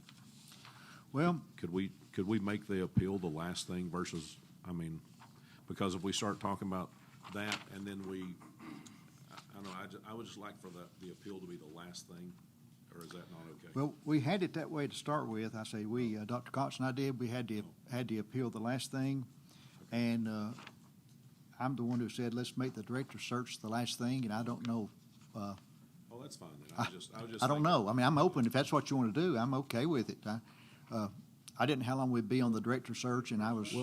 Well, the only thing I was thinking, and truthfully, I was actually thinking about Randall Gilmore, because now he's going to have to wait for an hour and recuse himself and then come back for the final thing. Yeah, so it's kind of. But he can go get breakfast for the rest of us. So I was actually, and that's truly my main goal is just thinking that he's going to have to stop for an hour and then come back for the last thing. He wouldn't have to leave. No, I agree. He just can't vote. Yeah.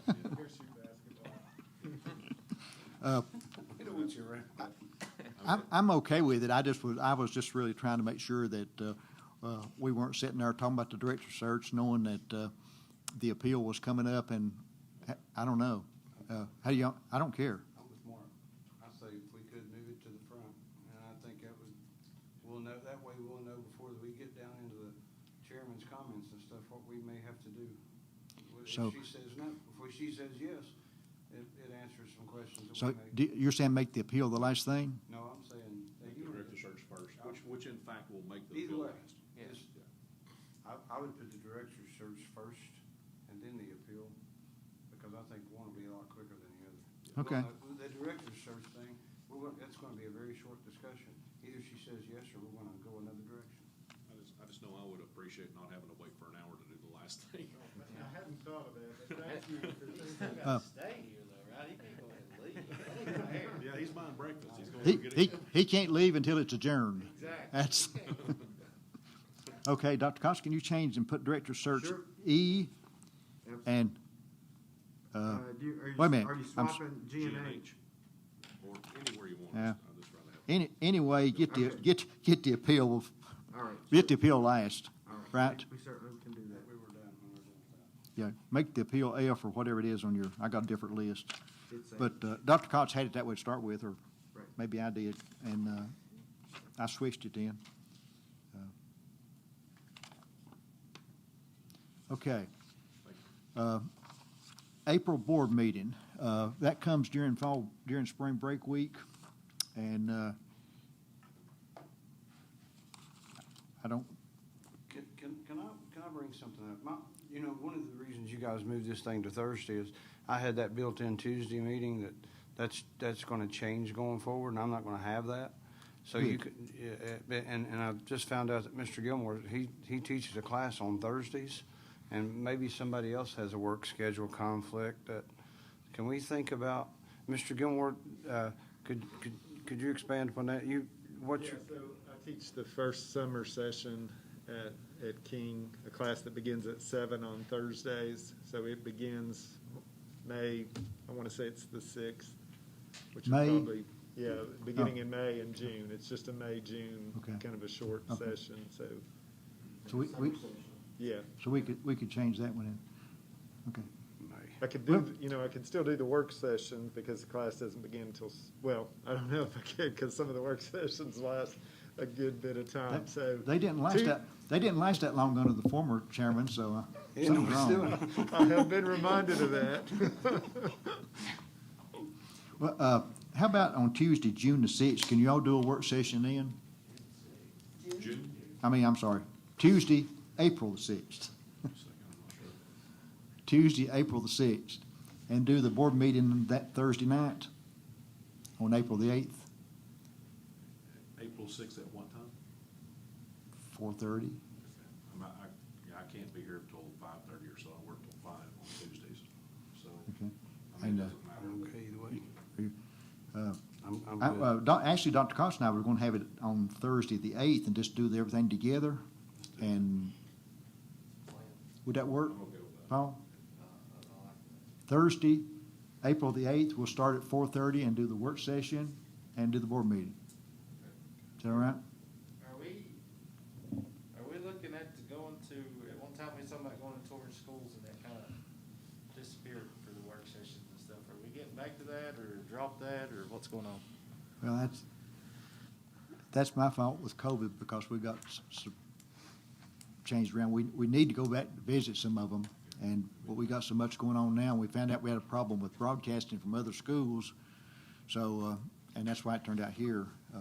But I think it'd probably be a good idea just to schedule one night and do a couple of tours, a couple of schools, and not have to worry about whether or not we're videoing or anything of that nature. Okay.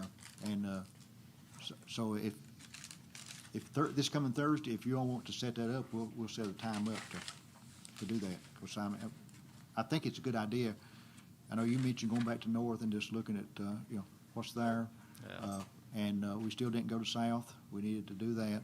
And but this Thursday night, let's just remind me if I forget it that we set a time up.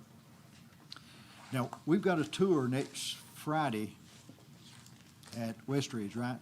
Yes, at 4:30. 4:30, and hopefully we're through our shots by then, for those of us that's taking them. Well, they shut it down at 3. I know. Tour next Friday. School board meeting next Thursday night at 6:30, and we'll move the appeal to the last thing, right? And I'll do my comments after the appeal. And the tour's at 4:30? 4:30 at Westridge, at Westridge. At the site. And, okay. Anything else? I guess we're adjourned.